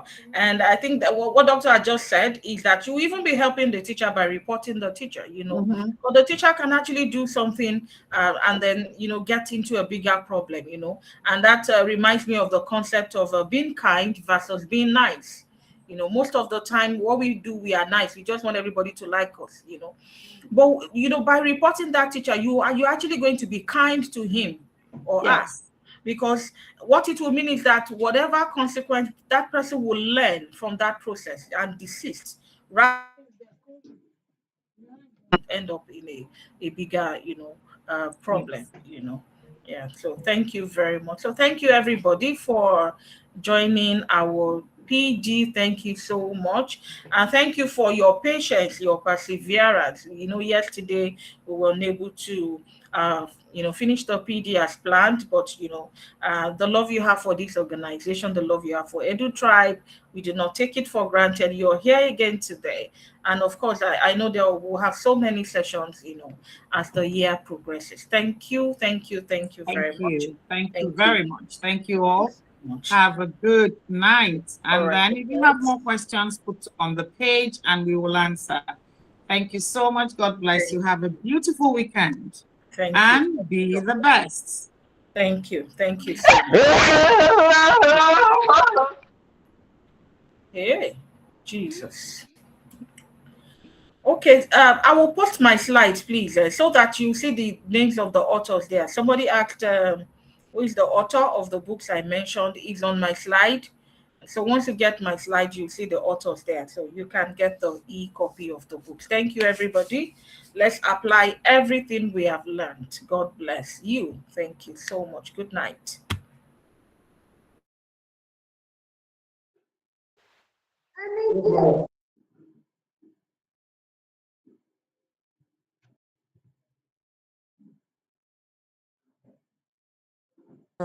Hey!